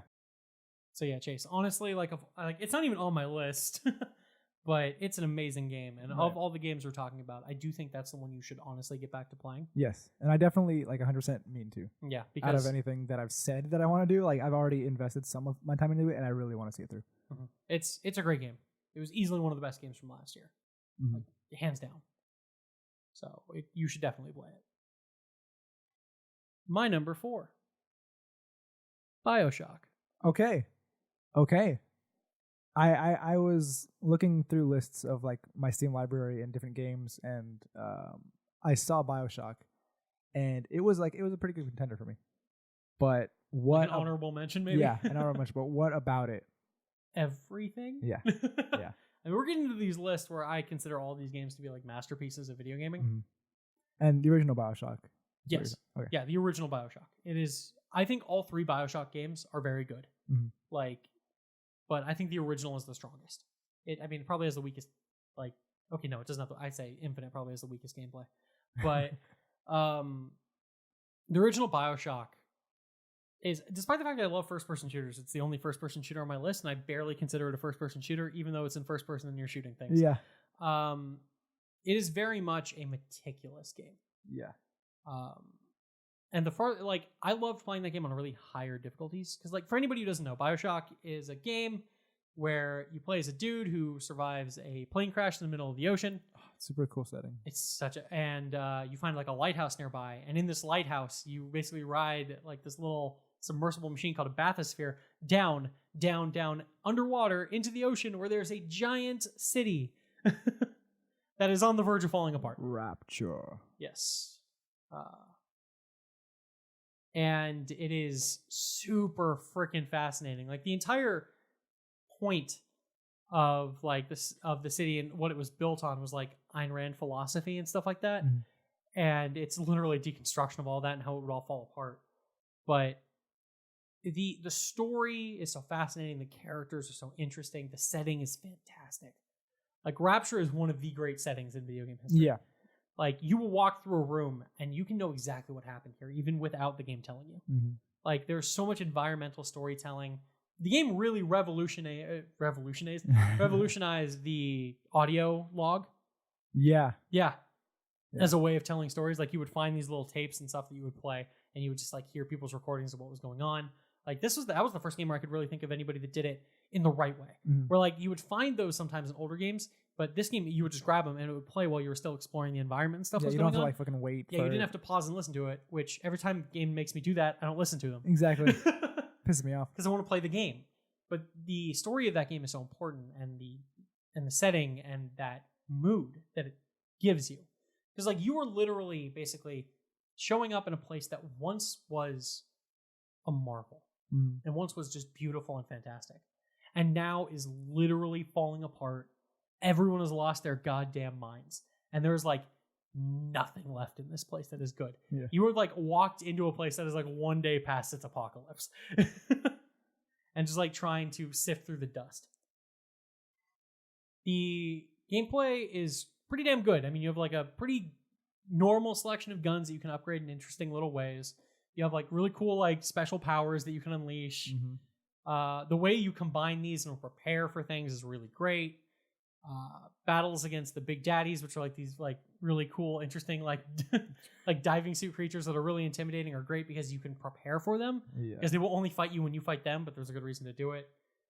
And so like you'll set traps and like prepare like or if you're doing it right, you'll like set traps all around the environment, and it just like the way the game allows you to get in depth is great, and it has one of the best plot twists in video game history.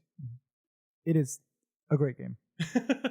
Great series, but overall, I agree that the first one is the best. And like I really feel like BioShock 2 is underrated. It's not as good as the first one, and it's not made by the same team, but I think they did something really cool with it, and it does have a really good DLC, which the name of which escapes me completely. I didn't even know it had DLC. Yeah, it did. There's like a little DLC thing. That's really good story to it, and then BioShock Infinite's a really interesting game. Came out the same year as The Last of Us. Oh. Stars Troy Baker, who is... That's right. Whose job is basically who is hired to take care of a young girl. Oh, God. Wait a second. It's all clicking. Yeah. Clickers. What? Oh, God. No, there are none of those. BioShock Infinite is The Last of Us. It was just released a few months later. I still remember that year, too. Because like BioShock Infinite came out, and it was a really great game. And people were like, this is easy game of the year contender. And then The Last of Us came out, and people were like, never mind. The BioShock 2 DLC was Minerva's Den. Minerva's Den. I knew it was something Den. That was a really good DLC. Like probably one of the better examples of DLC, especially last generation. Okay. But yeah, the original BioShock. It's a great game. And seriously, that twist cannot be understated, in my opinion. You know what actually I'm reminded of with BioShock? In Little Big Planet. What the fuck? Yes. Little Big Planet was... Okay, that was awesome. That was an awesome game. Yeah, very different though. Yeah, very different, except for the fact that there was a level, or actually there's a series of levels that were BioShock recreates basically within Little Big Planet that were super fun to play. Cool. Yeah. And that's actually, I think, I played a lot of Little Big Planet with like different worlds and like different types of levels, but then the BioShock ones really stuck out to me. Yeah. Yeah. Cool. That was number 4, correct? That was number 4. Number 4 for me is a game you already mentioned, Witcher 3: The Wild Hunt. Now, for me, I would say it's higher on this list simply because of like what it is, and that is a video game, an open world RPG, which I love. Actually, I think all the rest of my things are open world, more or less, but majority of them are RPGs. I just realized most of my list, or the rest of it. And this is probably the most expansive, like, Western RPG that I have played to date, fantasy-wise. Like, the lore, and because it has books and novels, a whole series of books that they're to build on, to, right? And the story is amazing. The gameplay is amazing. The setting is amazing. Everything about this game is amazing. Like, I would say 10 out of 10. The gameplay is not 10 out of 10. Okay, I say gameplay would be like 9 out of 10. It leaves some to be... It does. It's not bad by any means. But I think it's still great. But everything about this game, personally, besides necessarily the gameplay, is amazing. And it's really the first, and I said the biggest one, that followed... Well, I say fantasy-wise, that followed my intro into RPGs, which was Skyrim, which I loved. And this kind of just like it felt like much bigger than Skyrim, and it is much bigger than Skyrim. But it's not much bigger than Skyrim, technically. Skyrim's pretty big in terms of just like space. Yeah. I don't know, it just feels more like in depth. That it is. Yes. And I love it for that. And especially the setting, because I fucking love fantasy. And just being able to immerse yourself in that world, it does it like no other. Did you ever actually beat Witcher 3? I can't remember. I don't think I did. I know how it ends. The ending's so good. But I don't think... I can't remember physically getting there. Yeah. the ending is one of those things where like it's really hard to end a game. It's really hard to make an open world RPG story feel good. I think that game ends so well. Yeah. But yeah, game of I would say top 4 games. My 4th game. Yeah, your 4th best game. Yeah. All right, number 3. So earlier on, we had kind of set a precedent here, where we did like only one game from each franchise. Yep. Look at my list. Oh. I'm purposely not looking at yours. Oh no, I didn't actually read it. But so this is the part where I get to rep one of my favorite series of all time, Final Fantasy. Okay. And which game? I have chosen Final Fantasy 9. Okay. It's an interesting choice Never in some played it. people's opinions. So I've been playing Final Fantasy since the first one. Right. I would go over to my cousin's house, and he would have games to play. But I remember he had his original Nintendo, and they had the original Final Fantasy, and I would play that. And then they got Final Fantasy 4, Final Fantasy 2. As we got it out here, and I'm like, whoa, there's a whole new level. And they got Final Fantasy 6, or Final Fantasy 3. And I'm like, holy shit, this is what games can be? Right. Like, Final Fantasy 6 was a huge step forward. And then obviously on the PlayStation, you got Final Fantasy 7. And that game was like the game that popularized RPGs in the West, really. Made them like into the blockbuster that they could be for like the entire PlayStation and kind of PlayStation 2 genre, like era. Even though they've kind of fallen out of vogue. They're getting back. Yeah, slowly. But Final Fantasy 9 was something special. And I think similar to Majora's Mask, I didn't appreciate it as much at the time as I do now. Because it's not as flashy. Like, Final Fantasy 7 is like this big, amazing, like, resistance movement trying to take on this thing, it's trying to destroy the planet. It's all steampunky and crazy and shit. And you're like, wow, this is like so different than anything. You get on a rocket and you're like trying to get into space and like there's all this fucking crazy shit. And then Final Fantasy 8 is like this weird amalgamation between fantasy and modern day where you like get a car and you drive around and like you go to like this school and everybody's dressed up as students, but then like you go into caves and wield like fucking swords that are guns and like assign fucking summons to yourself and use magic that you steal from enemies to like buff up your stats and shit. And you're like, what the fuck is going on? That's crazy. It is crazy. And literally in that one, you do go to space in a rocket ship to save the woman you love. Jesus Christ. And there's a freaking, and like the bad guy is like a fucking sorceress whose goal is to stop all time itself. He's like, what the fuck? What? Yeah, it's weird. She wants to fold in all of time so all time exists at one point in time because reasons. And it's total fucking bananas. Yeah. And then there's Final Fantasy 9, which is like a little fantasy story about some people, and there's a princess, and you gotta save her, and you're a thief, and you're like, what is this? This isn't the crazy epic stories we've been dealing with. Yeah. You're just a dude with a tail who's a thief, and you like kidnap a princess, and like there's a knight who's chasing you, and a little black mage boy who casts magic, and you're just in a little fantasy world and stuff, and you're just like, what the fuck? This is such a weird send-up. But that's what it is. It is a love letter to what Final Fantasy used to be. Okay. And it gets crazy on its own. But the gameplay, it's just Final Fantasy distilled down to its essence. Like, this isn't the Final Fantasy where, like, oh, your characters are fully customizable and you can make them whatever you want to be. No, these people have roles. You have your thief. You have your fight. You have, like, your soldier. You have your black mage. You have your white mage. You have your dragoon. Like, these people have a role. Mm-hmm. And it's more about taking the characters you like out of your group of 8, making your party of 4, and just like really going through with like each of them with their own little niche. The story is a loving send up to the old games. Right. On its surface, it seems very simple, but there's so much depth to it. Like, this game is in many ways an examination of a life.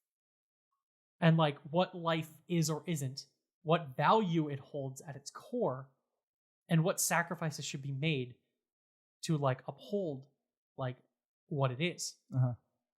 And it gets like really deep and really dark in ways that you would not expect. Like, you have multiple characters grappling with their existence and what it means.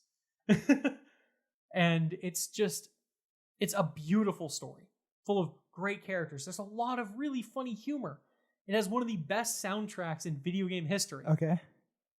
And these are songs that evoke moments that I can remember beat for beat. Mm-hmm. And the gameplay is just really solid. Like, you still have some customizable depth and stuff, but it never bogs it down. You just basically equip items that can teach your character's abilities. Once you have the item equipped long enough, you just know it and you can equip different items. Keep it. It's simple. It's nothing crazy. But it makes you think more about like who you want to bring into battle. It makes you think a lot more about like what each character can bring to the table. And you fall in love with this entire cast. They're all very good, except for Queena. She sucks. But like there's just something about it. It's a send up to the games I grew up on. Mm. And like a love letter to what the franchise used to be that it is not anymore. Yeah. It is very much Final Fantasy is not what it used to be, and it doesn't mean it's bad. 14 is also in similar ways like a send up to what Final Fantasy was in its whole history. Mm. But like 9 is always basically it is held a special place in my heart because like when I go back and I replay the PlayStation 1 era, like in my opinion, the key period for Final Fantasy is 6 through 10. Those are just 5 of the best RPGs ever made, even if 8 has its problems. Those are just home run after home run. Mm-hmm. And just like right in the middle of that, there's just like a love letter to where it's like, look, we're never going to be the same after this. So let's embrace what we were. Right. And I love it. Interesting. That's cool. That's part of the reason why I also choose it as a representation of the franchise as a whole. Yeah. So Final Fantasy 9. It's my 3rd favorite game ever. Okay. Now, number 3 is a Legend of Zelda game. Is it? It is. It is not Majora's Mask, though that was a contender. And I think the reason that I chose this one over Majora's Mask was simply, for me, it's something about the gameplay that feels better to me. And it's Twilight Princess. So Twilight Princess, I would say, it has a similar tone as Majora's Mask, but it does not go as far. It's still like darker than a typical Legend of Zelda, but it's not like fucking horror like adjacent. But it just like something about the gameplay. It just feels more fun to play, and the story similarly I love.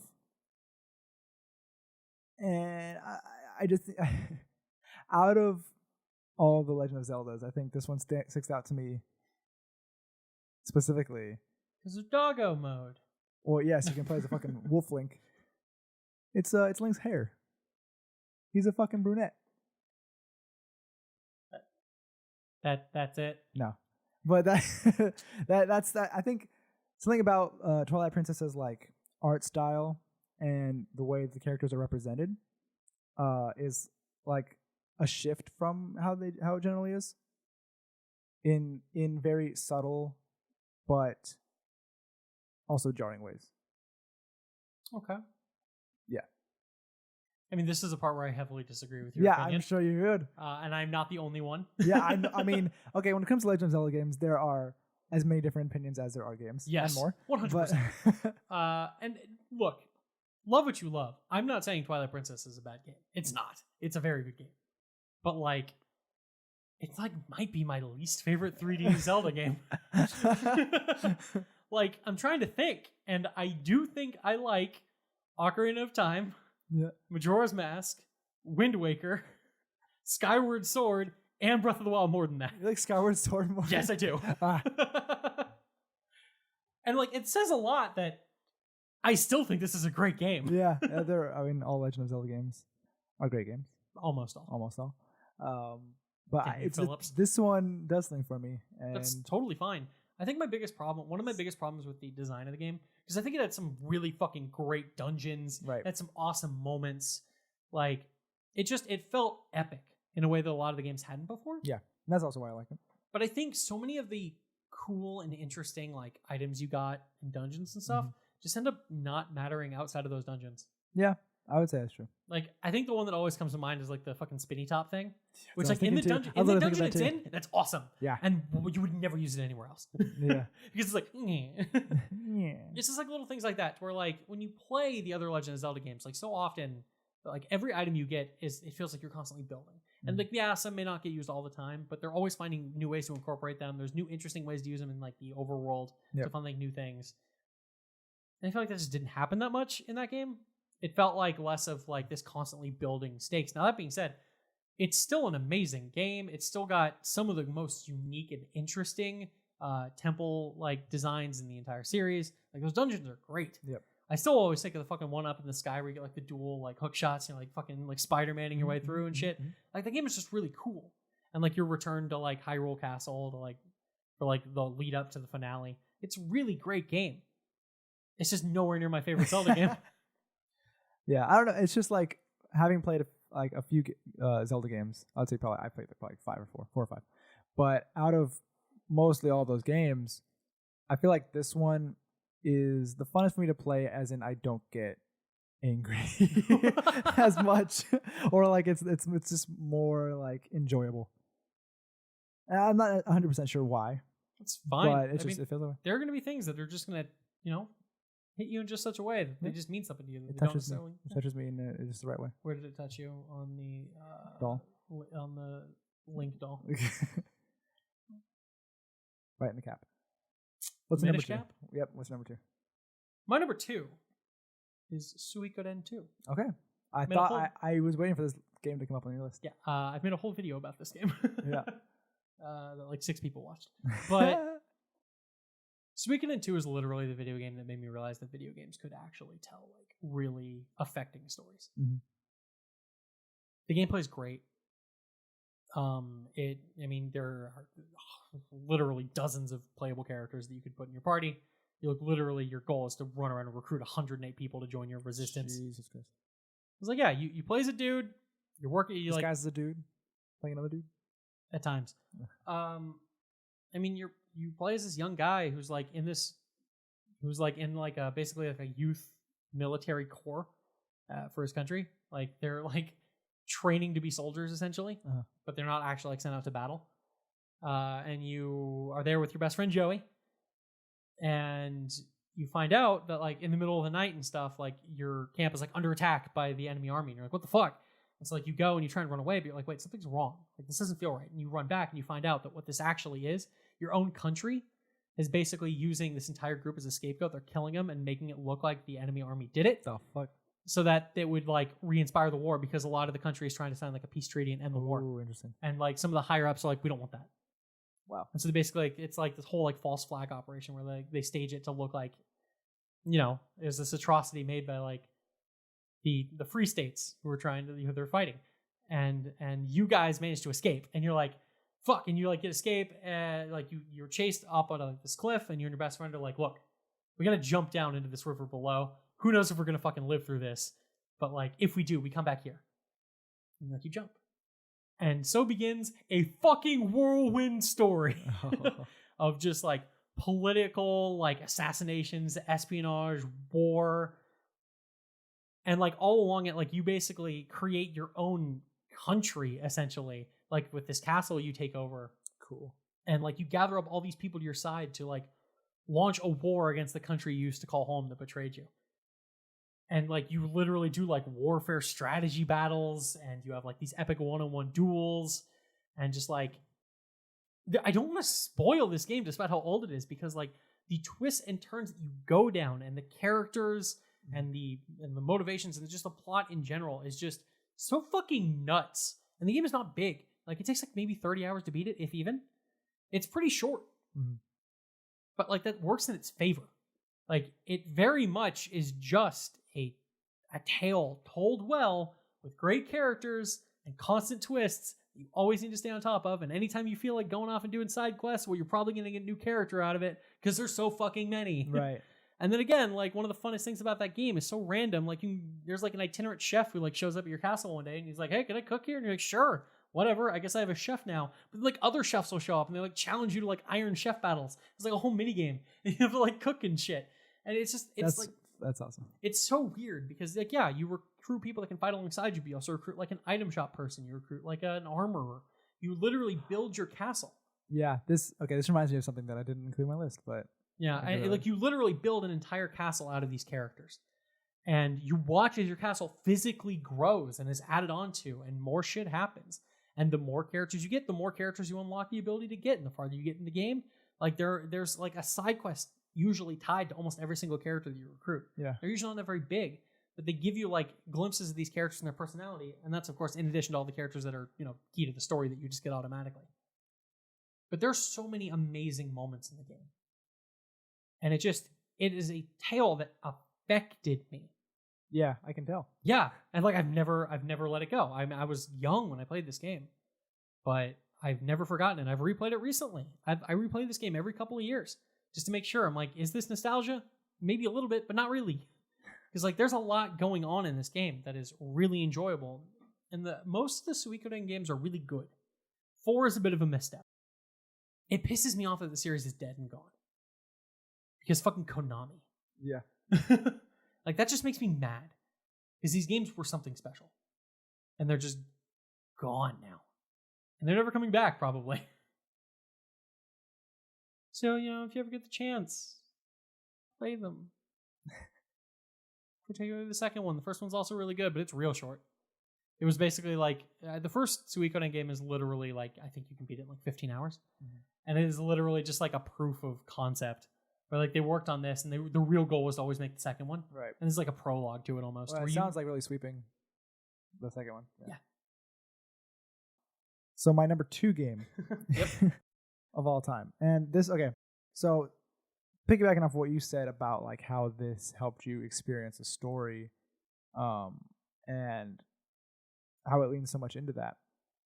I definitely, from what you've said in the past too, have seen like the games that you tend to latch onto are those really like story heavy games, but generally you like more Eastern type RPGs. Mm-hmm.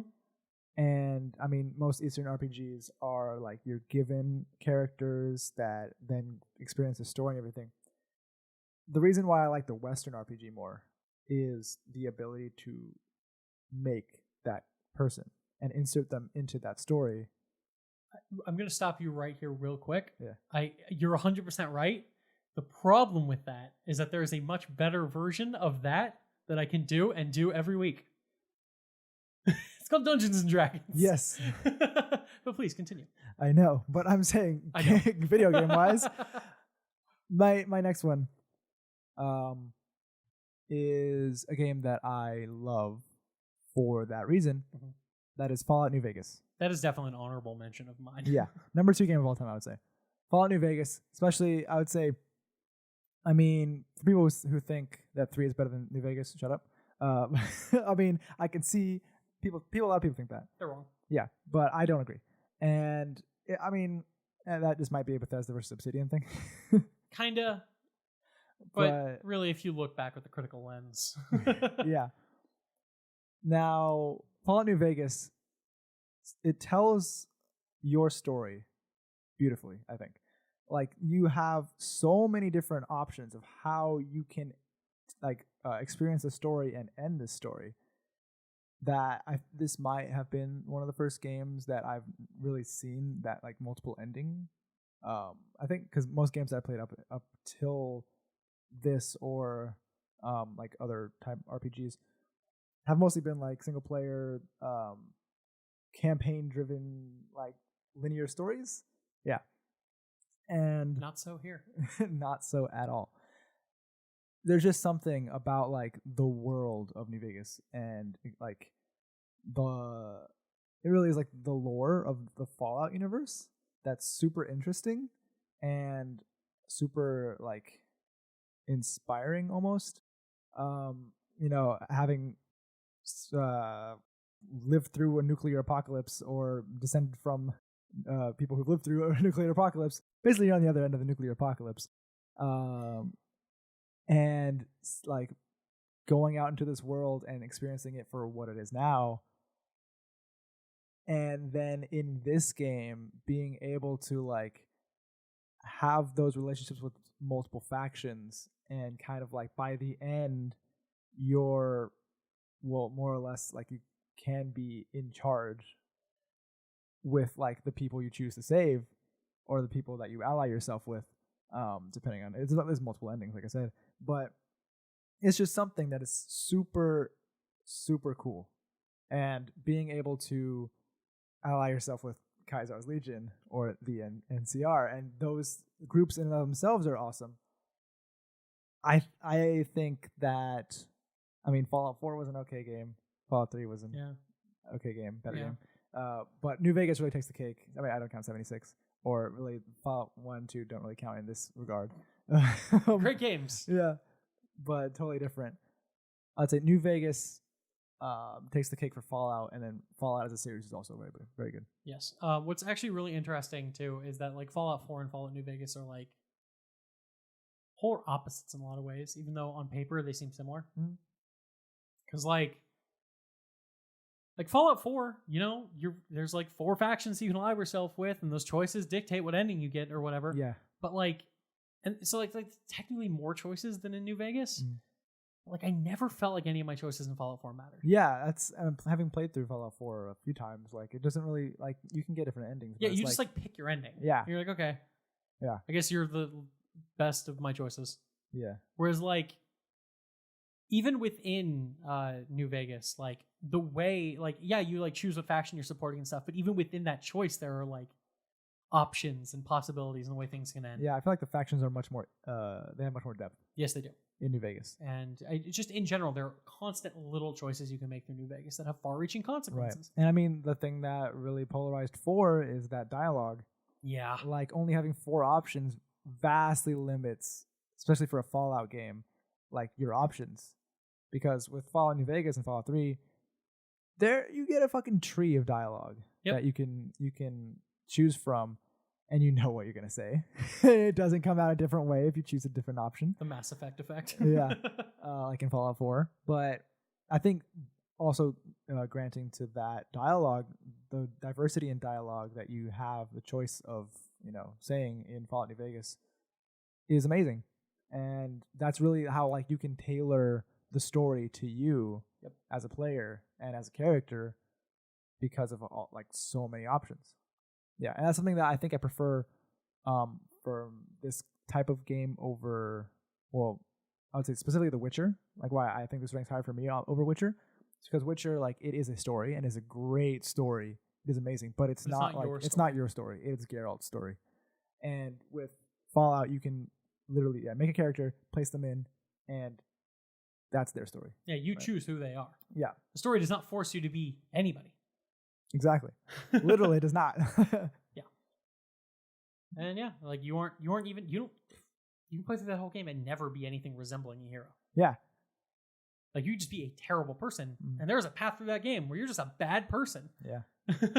Like you're never, like, you play 3 and no matter what, you end the game saving the wasteland. Like it doesn't matter if you're a shitty person. No, you're not. Yeah. You just saved everybody. I think with no matter what you wanted to do. 4, they tried to get at that with like moral ambiguity. But there's not. You're it's just like you're always the good person in 4. It's just, are you a dick about it? Yeah. That's really all your choices.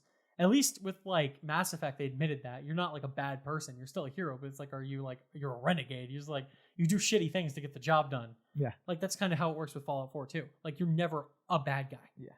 You can do bad things, but you're never a bad guy. It's kind of a weird statement, but when you play the game, that's what it is. Makes sense, yeah. Like you just be an asshole. Right. But you're never like just massacring people. And like that's so weird and at odds too with like Fallout 3 with the ideas they want to do. You can literally nuke a town for no reason. Yeah. But when you play the story, you have to be the hero. Yeah, that's the weird part. And I think something about Fallout New Vegas also that sticks out is its setting. Like being in New Vegas, like having that vibe of like that nuclear wasteland is super interesting. And I mean, the fact that it literally takes place in actual places. On my way to Vegas, having stopped through like multiple places, I'm like, oh shit, that's in Fallout New Vegas. Oh, that's in New Vegas. Like, I mean, to be fair, that's true of all the Fallout games. Yeah, but I mean specifically this setting, because like reminiscent of that Red Dead, like kind of cowboy-esque setting. This is like similar, adjacent to that of being like in the fucking desert. And I mean, like that's why I like Fallout 3 and Fallout 4 for like their East Coast settings. They're cool, but I feel like it's too compact in the city type thing. Whereas like New Vegas is pretty spread out. And it's just it's a That's a weird point. Well, I mean, New Vegas is easily the smallest of the maps of these games. Yeah, by a long shot. That is true. It's but it feels different. It's very dense. Yes. And there are multiple very defined locations. Mm-hmm. But no, like that map is honestly not very big. Yeah. You can walk from one side of it to the other, like maybe 10 minutes. Yeah. That's something I like about the setting more. So. No, I get that. And I think the map design is just better. Because like literally, in theory, you can get to New Vegas just walking north, like right at the start of the game. Yeah. In theory. You won't live. Yeah, but you can try. Look at those death claws. But, yep. I've done it. And the game adapts to that, you getting to New Vegas like really early and not going through any of the other story stuff. Is it? Yeah. I don't think I've done that. The game is prepared for that just in case. I don't think I could do that. I snuck. Okay. You gotta sneak. Sneak past death claws. Yep. It's possible. And I did it. And yeah, the game like just accommodates for it. Okay. Yeah, it's interesting stuff. So Kyle, what's your number 1? I think you know it. If you really think about it, what's my favorite game of all time, Chase? I want to hear you say it. You're playing it right now. The Game of Life? Not like right this second, but you're playing through it. On our channel. Oh, duh. It's The Last of Us. Yeah. I thought, okay, so I knew that was going to be on your list. I just didn't know where, and then I forgot about it by the end. No, I mean, again, my list will fluctuate and change. Yeah. But for a while now, I've considered The Last of Us one of, if not my absolute favorite game ever. Okay. And there are many reasons why. And I would only like to share them with people that have beaten the game. Yeah. The story is great. The characters in particular. Like, this is a game that is built on the strength of its characters. Its actual story is nothing crazy. Like, we've seen this story 1,000 times. Like, I mean, you're far enough now to know. Girl who might be the cure to all of this. Yeah. Try to save the world. Yeah. But the way it does that and the characters that are at the center of it elevate it so much. The journey that all of the main characters in that game go on are amazing. Everyone has such a fascinating character arc. The relationship at the center of the game between Joel and Ellie is so good. It's very much like echoing like what I would say about like God of War. But at the core of the game, it is about these two characters, their relationship, and them like navigating like the shit that goes on to them and around them throughout the course of this like 15-hour game. Mm-hmm. That is truly like touching and powerful and sad and beautiful and just all of the emotions throughout the course of this game. You will feel them all. Or maybe you won't, but I did. And I do still every time I play the game. If there was one game that I could just wipe my entire memory of it and play it again, it would be The Last of Us. Okay. I beat this game in a day. I beat the game the day it came out. I took a break for dinner. But I beat it essentially in one sitting. And that is not a short game, and it is not easy to do that. But I couldn't put it down. I wanted to know what was going on, and I thought I read some fake spoilers for the ending that were not true. But that game is something special. And there's a reason I cannot wait for the sequel. Mm-hmm. And I'm so glad you know basically nothing about it, so that you can't really like tease out anything about what's going to happen throughout the course of this game. Yep. But it is, it's really the characters at the heart of the game. And the gameplay is good. Like, it's good. It gets better as you go along with like more depth and more options and more stuff to craft. But I mean, it's just a third-person shooter. It's a solid third-person shooter. Ooh, I'm not thirsty. It's a solid third-person shooter. It's a thought. It's a good game. The gameplay is really good, but it is a relationship between those two characters that's never been able to like leave me. Mm-hmm. And it's that ending, and just the final moment of the game, just the shot, and it's like you'll know when we get there, but it's like it leaves you thinking. This is a game that when it was over, I had hours-long debates with people about the game and like the choices characters would make and the things like, was this the right choice? Like, is this right? Is this wrong? Like, how did these characters interpret these events? Like, what happened and how are we supposed to feel about it? And that's not something you get very often. Yeah. But like, I've had arguments with people about like my opinions on like the ending. Yeah. And it's something that doesn't, we don't get very often. Right. And so yeah, Last of Us is my favorite game of all time. I still think about it sometimes. My opinion still changes about it occasionally. Yeah. Yeah. What's your favorite game ever, Chase? All right. So, my number one game of all time I would say would be definitely polarizing. I don't think anyone argues it's a good game, but I can see where people would put anything, not anything, but some things, some things above it on their lists. And that is The Elder Scrolls V Skyrim. Yeah. Okay. Kyle just gave me this look. I mean, there's a reason I wasn't looking at his list. I disagree with his choice. Yeah, exactly. That's what I'm saying. It's. I understand why it probably. And I can understand how you would love it so much. Yeah.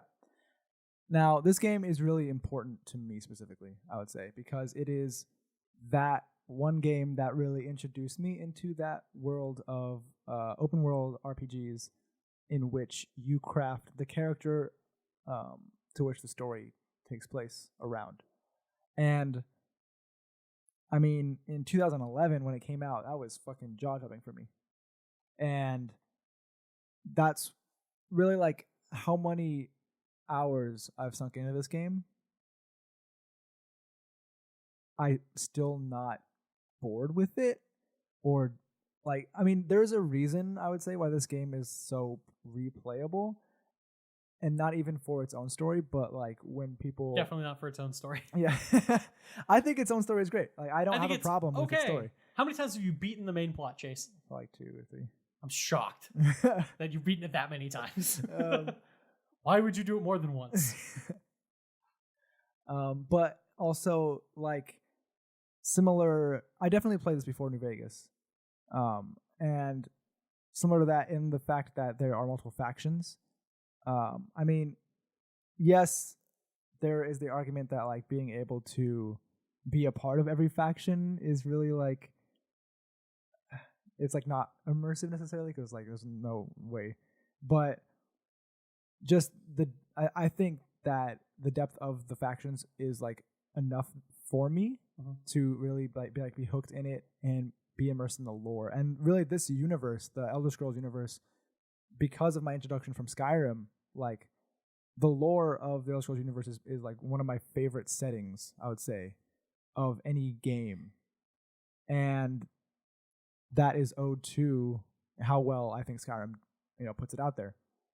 And like I said, this game is so replayable in that there are so many mods for this game. And I mean, that's obviously not base game stuff, but just the ability to the engine leaves much to be desired. It's not the greatest engine. No. By any means. Not. I mean, their horses are perfect, but anything else? The horses are perfect. Horses, 10 out of 10. Maybe 11 out of 10. I might just want to buy some armor with real money for these horses. Flying horses? Oh my god. But it's just like being able to insert like a story into this world, and then there are so many damn consoles and ways to play this game, and it still sells really well, which is surprising to a lot of people, to Kyle specifically. Kinda. Do we need it on everything? No. It's even on your Amazon. I don't want to say the name because there's one in this room. I'll say Echo. Amazon Lekexa. Lekexa. Nope, she didn't react. Okay. Yeah, but this game is really what introduced me into that kind of world, and why I appreciate Witcher so much, I believe. But at the same time, like I said, having the ability to craft it around a character of your choosing, and having that be the character that the story revolves around, is super important, I feel, like as a storytelling medium, because the story, you say it's not great, but I think it's great. Just being able to like tell that story. I've always said, or at least not always, but for a long while, that video games are probably going to be the next type of medium that's going to overtake movies as a form of storytelling. And I mean, I think that's more so with VR, is being able to experience that more immersively, because not everyone is a gamer, obviously. But I mean, with the introduction of VR into public, consumerism, That might change, but just something about the storytelling medium as like told through an interactive setting, I think is irreplaceable. Just being able to craft your own story, make your own choices with your own character. Okay. Yeah, and this is really the game that started that for me, which is why it's on top of my list. Gotcha. As well as I always enjoy it. Gotcha. Okay. So, here's my 7-part argument. So, look, Elder Scrolls V Skyrim is a really good game. It's also not even the best Elder Scrolls game. Yeah, that's like part 1. Look, I'm not saying Oblivion is better than Skyrim. It's not. Skyrim is better than Oblivion, but it's not better than Morrowind. Okay. So you say that like Skyrim and like the Elder Scrolls universe is like one of your favorite settings and like video gaming and stuff like that. It's super boring. Okay. Like what's so unique and special about this fantasy world compared to so many others? I don't know. It's just, I mean, what makes really any other fantasy better than any other? It's like it's just the world itself. I feel. But what about the world is so interesting to you? I would say probably the I mean, a few things. Maybe what's the word? I don't know. Give me other words that I can use to help you find this word. The Aedra and Daedra. Okay. Yeah, that's one thing. I mean, to be fair, they are definitely some of the coolest parts of it, no doubt. Okay. Yeah.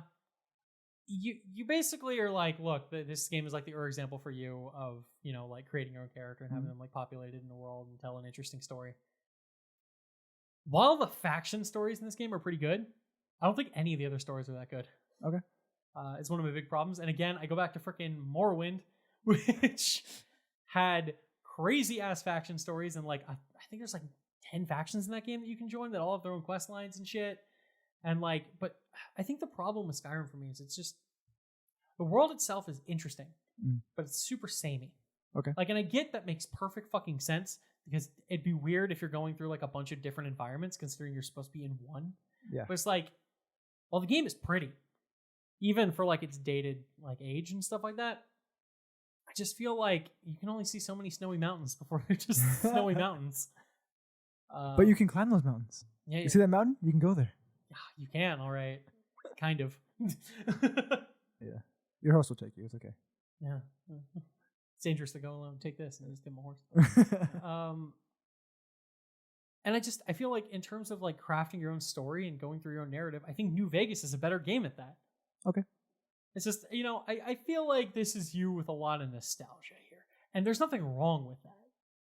It's just, I'm so tired of Skyrim. A lot of people are. And they just still won't make a new one. Yeah. When did Skyrim come out, Chase? 2011. It's been 8 years. Yeah. How many times have you bought Skyrim, Chase? Just 2. Oh, no, 3. Okay. On what? And then on what? 360 and then twice on PC, I think. Didn't even buy it on Switch? No. You play wherever you want. That was the only reason I replayed it recently. On Switch? When it came out on Switch? Yeah. I'm like, Skyrim wherever you go. That's great. It is. For a while. Yeah. And I'm like, I've already done all this. Well, okay. So having that out of the way, what would you say your top MMO would be? Final Fantasy 14 Online. Okay. Realm Reborn specifically. Yeah. I would say mine would be Elder Scrolls Online. Who knew? Yes. The game you wouldn't stop playing to play frickin' Final Fantasy 14 with the rest of us. Mine would be Wizards 101. Okay, that is a good contender. No one asked me, Only for but nostalgia's sake. I'm butting in. You're also a member of this podcast. You can do that whenever you No, want. Pirates Online. So Is that Wizards the one with the 101. puzzles? No. I don't think there are any puzzles in Pirates Online. No, there was this fucking MMO-ish game where it was like, it was a pirate game, but all the battles and stuff were This done was with little block specifically- puzzles. I know what Pirates. Yeah. I know what it is. I remember it was on Fucking that Disney launcher or whatever. Like you had to go to that web. What the fuck was it like? I don't remember, but I only ever got to play like 30 minutes of that game Oh, I because love it that game. crashed my dad's computer. It just kept loading, and then all of a sudden, the computer was like, "Nope," it just shut down. And my dad said I was not allowed to play that anymore. Yeah. Like Wizards 101, Pirates Online, Toontown Online.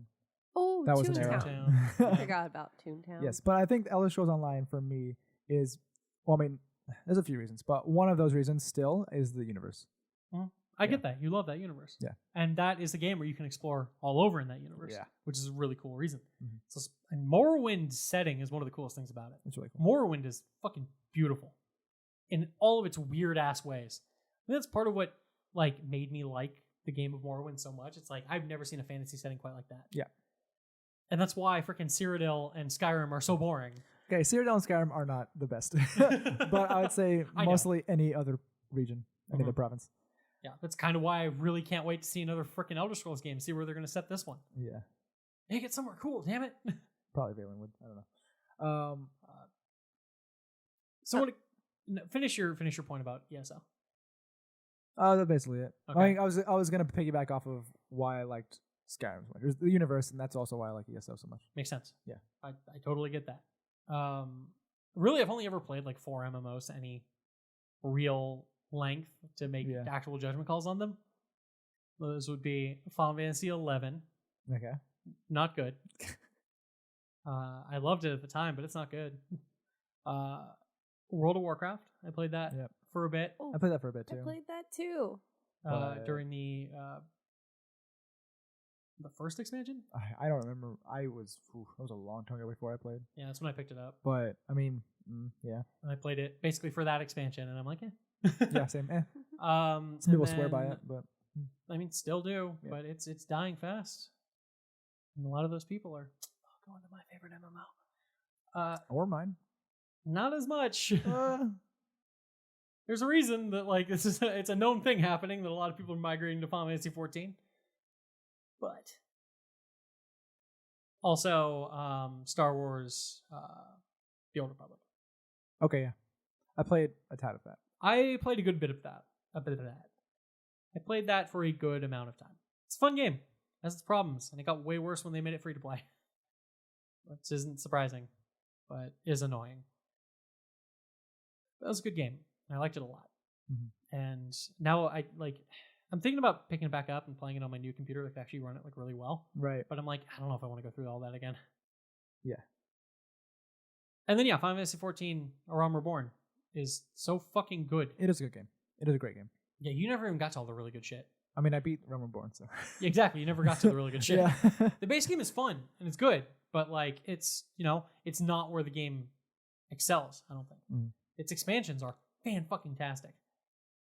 And it is basic MMO-esque gameplay without any like crazy unique twists to it, but just executed at a very high level that is equal parts like deep but really accessible. Mm-hmm. And it's just a good game that I keep coming back to from time to time. I'm not crazy about it. I'm not like an in-depth MMO player in general anyway. But that's the one that like, yeah, if I'm gonna play an MMO, it's gonna be Final Fantasy 14. Mm-hmm. Yep. Cool. So this has been a nice long conversation about some of our favorite games. Yeah. Oh yeah, and since no one asked, mine is Spyro, Year of the Dragon. I'm so sorry no one asked, Jen. What are your other 9 favorite games? Oh, I don't have 10 because I haven't played that many video games, but Spyro, Year of the Dragon, my favorite game. I never got to finish it because my PlayStation died before I could finish the game. A lot of things keep dying on you. Yeah, well, I had a lot of rage quitters who used my PlayStation, and so it kind of just didn't survive. I think what we need to do is pick up the Spyro. That's what I was thinking too. And make Cheyenne play it. That's what I was thinking too. Yeah, that was a great game. Yep. My second favorite is Layers of Fear.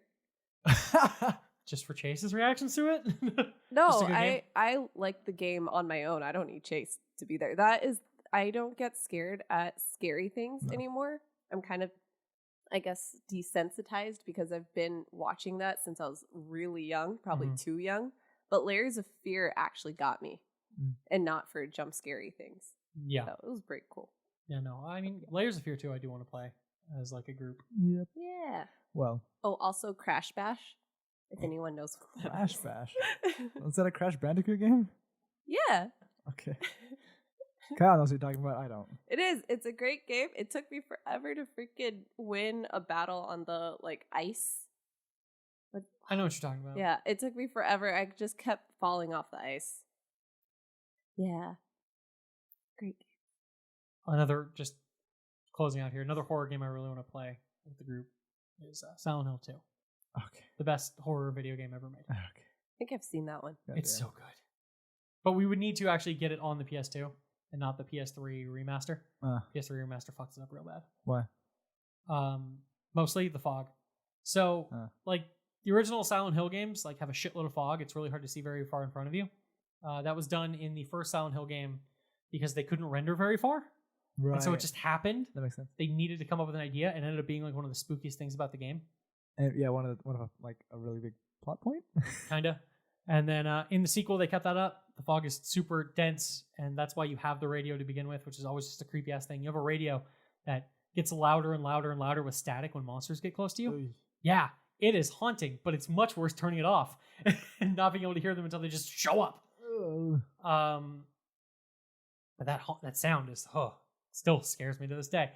But the remakes had way more processing power, so they toned down the fog a lot.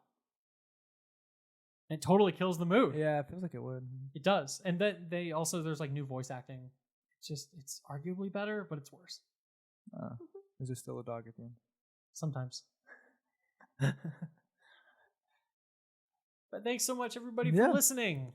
And I want to know your top 10 video games. Give us a tweet at ZymMedia or leave a comment on YouTube. Yep.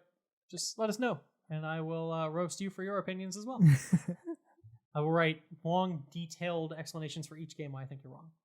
Even if you put my exact same top 10 list. Okay. that would... I don't know. I feel like that's something you would actually do. I would. He would. 100%. I am that much of a devil's advocate. I could completely tear apart all of the games I love. All right. Well, we will be making another one of these later, and you'll be hearing from us when that happens. I like making strong commitments. Yes. We may or may not, maybe not. That wasn't even a sentence. My name's Kyle. My name is Chase. I'm Cheyenne. Bye. Goodbye. Thank you.